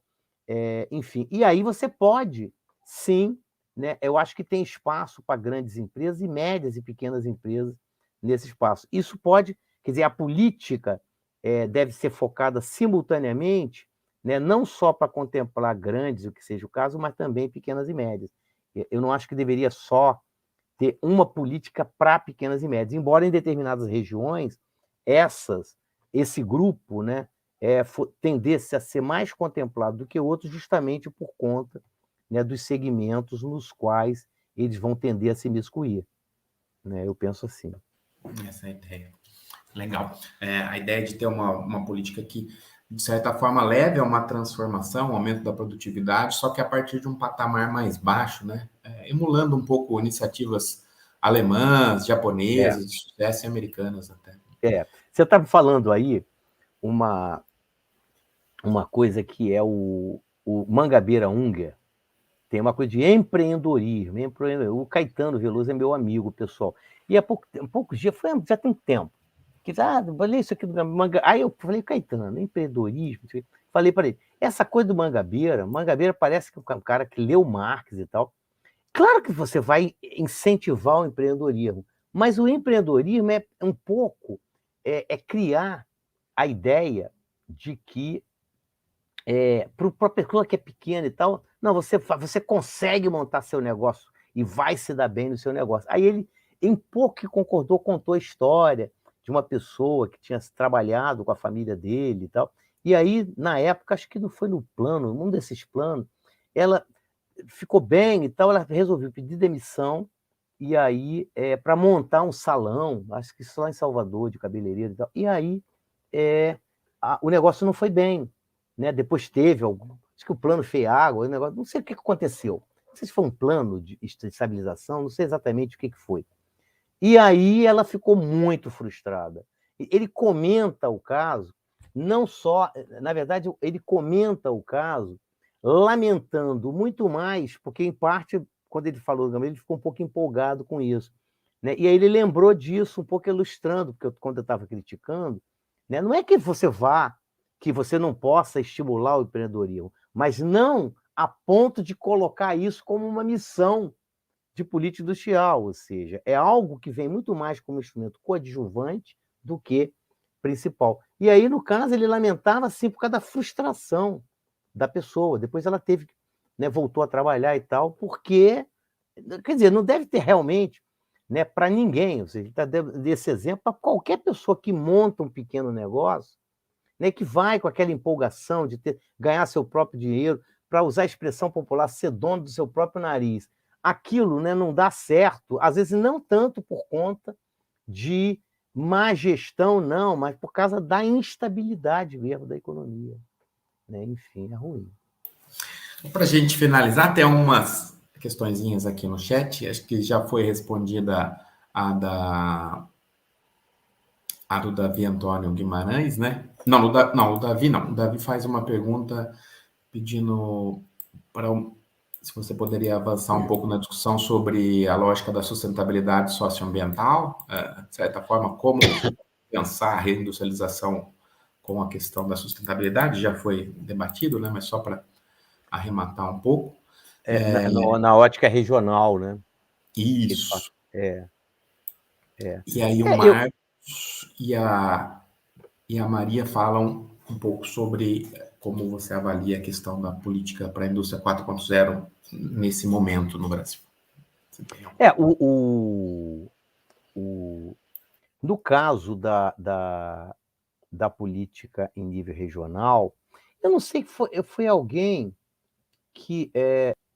não sei, um desses grupos que eu participo de WhatsApp, eu não sei se foi nesse grupo, se eu estou falando, alguém em algum momento colocou o seguinte: o Brasil deveria pensar na questão regional do Mercosul. Não, é num outro grupo de que eu estou participando. Né? Questão regional do Mercosul e tal, e não, nós somos críticos em relação ao multilateralismo. Quer dizer, como é que alguém pode ser crítico, né, ao multilateralismo? Porque se é ele que existe, você tem uma ordem multilateral global, né, da qual o Brasil é signatário, e como é que você pode, digamos assim, rechaçar a lógica multilateral? O que você precisaria, né, o que deveria ser uma missão do Brasil, né, ou seja, do Estado brasileiro, é ter, digamos, uma visão integrada no que tange aos aspectos multilaterais, aos interesses do bloco periférico, da periferia. Eu estou aí chamando de periferia, a periferia latino-americana, incluindo o Mercosul, a Índia, alguns países em desenvolvimento do Sudeste Asiático, etc. Eu nem sei se a China já estaria nesse grupo. Ora, o que eu tenho lido é que o governo está fazendo incursões junto da OMC para barrar exatamente os interesses, né, do grupo que, do ponto de vista de estratégia nacional de desenvolvimento, seria muito mais, digamos assim, coerente com os interesses do Brasil do que o contrário. Então, eu tenho a impressão de que a multilateralização é um dado, é exatamente como você vai se armar em grupo, regionalmente. Eu estou falando do plano das negociações, para aí sim, lá na OMC, quando tiverem novas rodadas, poder, de fato, burlar, né, por exemplo, a modificação de instrumentos que sejam contra, né, os interesses nacionais. Por exemplo, nós já assinamos no passado, por exemplo, acordos que proíbem subsídio à exportação, direta é proibido, né? Muitos subsídios à produção são proibidos. Agora eles querem também colocar na órbita da negociação multilateral, né, regras para conteúdo local, coisa que não tem, regras para compras governamentais, a abertura do setor de serviços. Isso tudo é caríssimo, né? Ou seja, pode ter efeitos deletérios aos interesses estratégicos dos países periféricos, incluindo o Brasil. Então, é preciso pensar a questão multilateral, sim, até para defender os interesses do Brasil no plano multilateral global. Né? E esses interesses certamente não são os mesmos dos países desenvolvidos. Não por acaso, quando você tem uma rodada, né, de uma eventual rodada de acordo bilateral com a União Europeia e Brasil, o que eles querem? Que a gente abra nossa economia com tarifas mais próximas de zero para bens industrializados e abra o país ao setor de serviços. Né? É óbvio. Né? Eles querem isso, eles querem a nata. Então, é saber como você vai, né, negociar isso, né, para não tornar, digamos assim, o resultado final, né, num jogo, né, de ganha-perde. Né? Ou seja, teria que ser o máximo possível de um jogo de ganha-ganha. Mas a gente sabe que no comércio internacional, né, não é necessariamente um jogo de ganha-ganha. Agora, a questão regional, né, ela deve ser um instrumento principal dentro do bojo das negociações multilaterais. Por quê? E aí, nesse caso, eu tenho a impressão de que a política do PT de priorização no que tange aos aspectos regionais, privilegiar acordos com países e blocos em desenvolvimento e não com países desenvolvidos, estava corretíssimo. Né? Isso mostra o Krugman nos 3 papers com os quais ele ganhou o prêmio Nobel, quer dizer, botando lá um modelinho, né, a Hecht-Charolin, que ele parte, né, que é a base, né, 2 países, vamos pensar um país desenvolvido, o bloco desenvolvido, que é abundante capital, o desenvolvimento abundante de recursos naturais, o trabalho.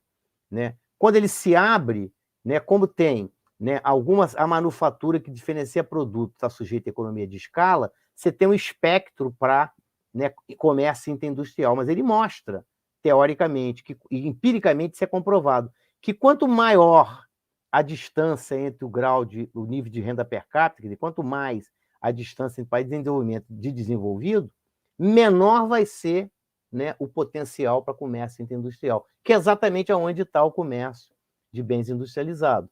Né? E quanto mais próximos os padrões de renda per capita... Isso estava no list, na verdade, né? Hã? Sem os modelos, já estava no list, já em 1841. Já estava no list. O que o Krugman fez foi dar demonstração formal para isso. Né? Então, então, é óbvio que, para o interesse do Brasil, é evidente que tem que priorizar o Mercosul vis-à-vis acordo. A União Europeia, até que quando você pega a literatura de comércio internacional, não era o pior dos mundos, porque ali seria o pior dos mundos você fazer uma espécie de ALCA, Acordo de Livre Comércio com os Estados Unidos. Mas na Europeia nem seria o pior dos mundos, porque ali você tem a parte leste, né, que tem um padrão de renda per capita médio mais parecido que a gente. Então, você tem espectro também para comércio interindustrial com aquele pessoal dali. Né? Enfim, agora, no que se refere ao Mercosul, tudo isso a gente está falando, né, como dizia o Garrincha, faltou combinar com os russos, porque primeiro a gente precisa saber quem é que vai ganhar a eleição. Né? E se quem vai ganhar a eleição, estou batendo 3 vezes aqui para realmente que não seja quem não tem o menor compromisso com os interesses estratégicos de longo prazo da sociedade brasileira, que vão passar a pensar nessas coisas. Então, são coisas que têm que ser pensadas pelo Estado brasileiro. E aí faz sentido, sim, incorporar o Mercosul.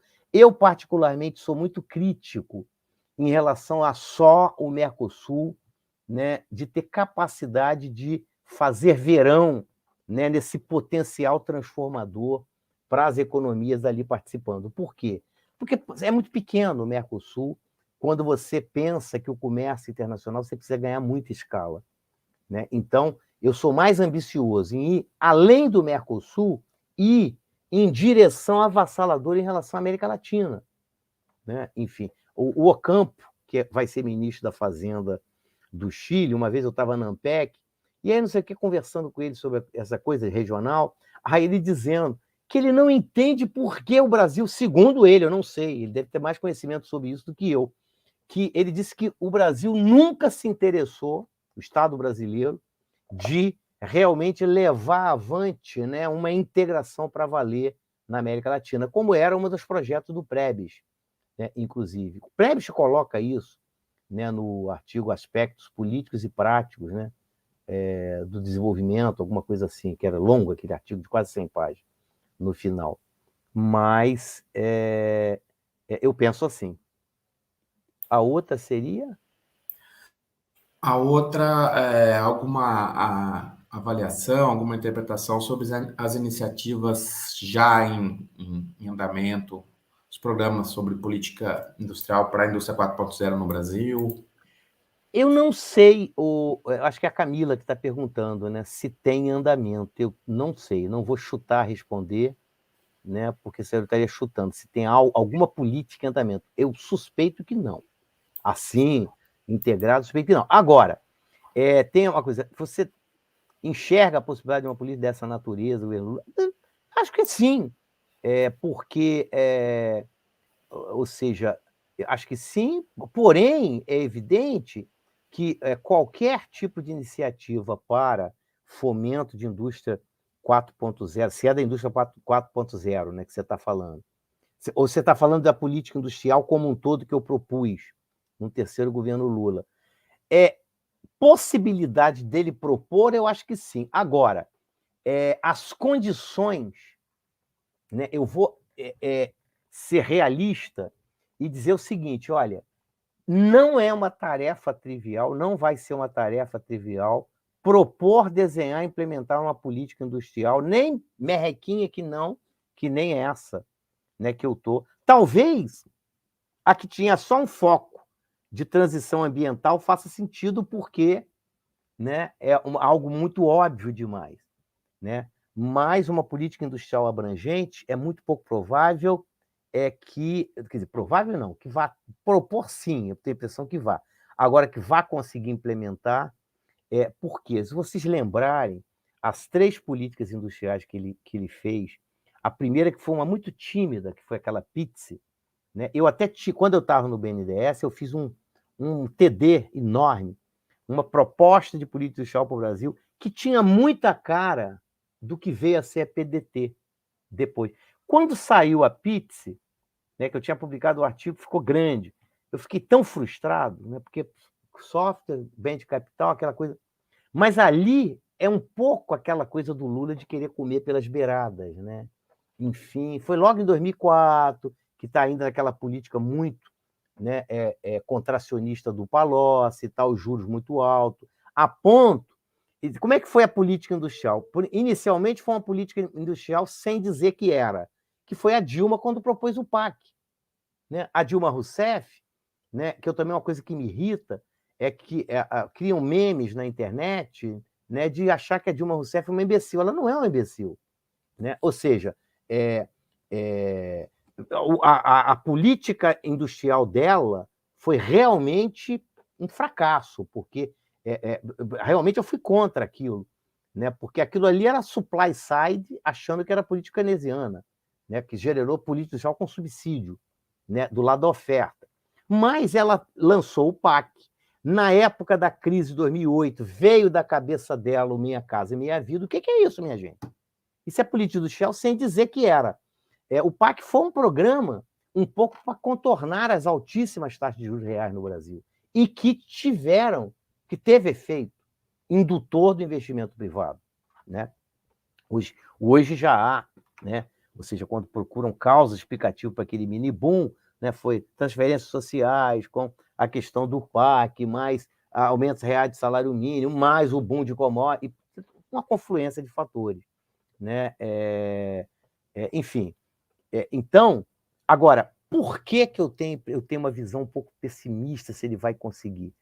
Por conta o Lula é um grande negociador, né?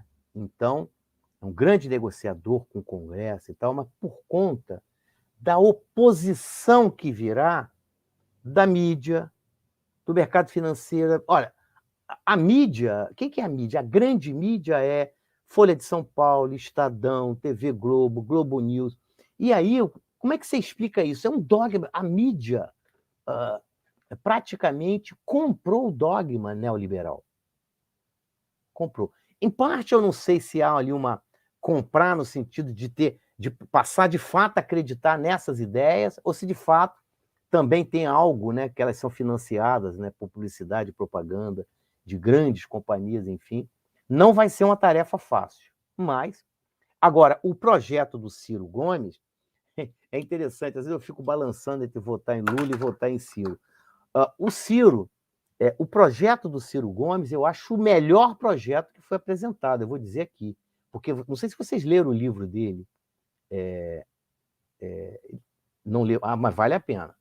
Foi o próprio Caetano que me recomendou, fez com o pé atrás, é muito bom o livro do Ciro. Agora, escrito por um político, ou seja, ele certamente teve o auxílio com os dados lá do Marconi, Mauro Benevides e tal, mas muito bem articulado do que ele quer fazer, o que seria um projeto. E contempla a parte de política industrial, de política macro, né? É o melhor projeto que tem. Agora, de novo, é o melhor projeto, mas o problema brasileiro é mais político do que, ou seja, de você engendrar, implementar essas propostas, é uma questão política. E aí vai ter que ter muita negociação com o Congresso, enfim, é isso. Antes de ser industrial, é política, né? Política Claro, industrial. claro. Antes de ser industrial, é política. Bom, agradeço aqui a excelente apresentação, a disposição para o debate, a gentileza do professor André Nassif, muito obrigado mesmo. Agradeço também ao pessoal que está com a gente aqui no YouTube, do Instituto de Economia da Unicamp. Gostaria de aproveitar para convidá-los para os nossos próximos eventos do NEIT, que serão divulgados em breve. Nos vemos em breve. Um abraço, pessoal. Obrigado. Um abraço, Antônio Carlos. Boa tarde. Muito obrigado. Boa tarde. Tchau, tchau.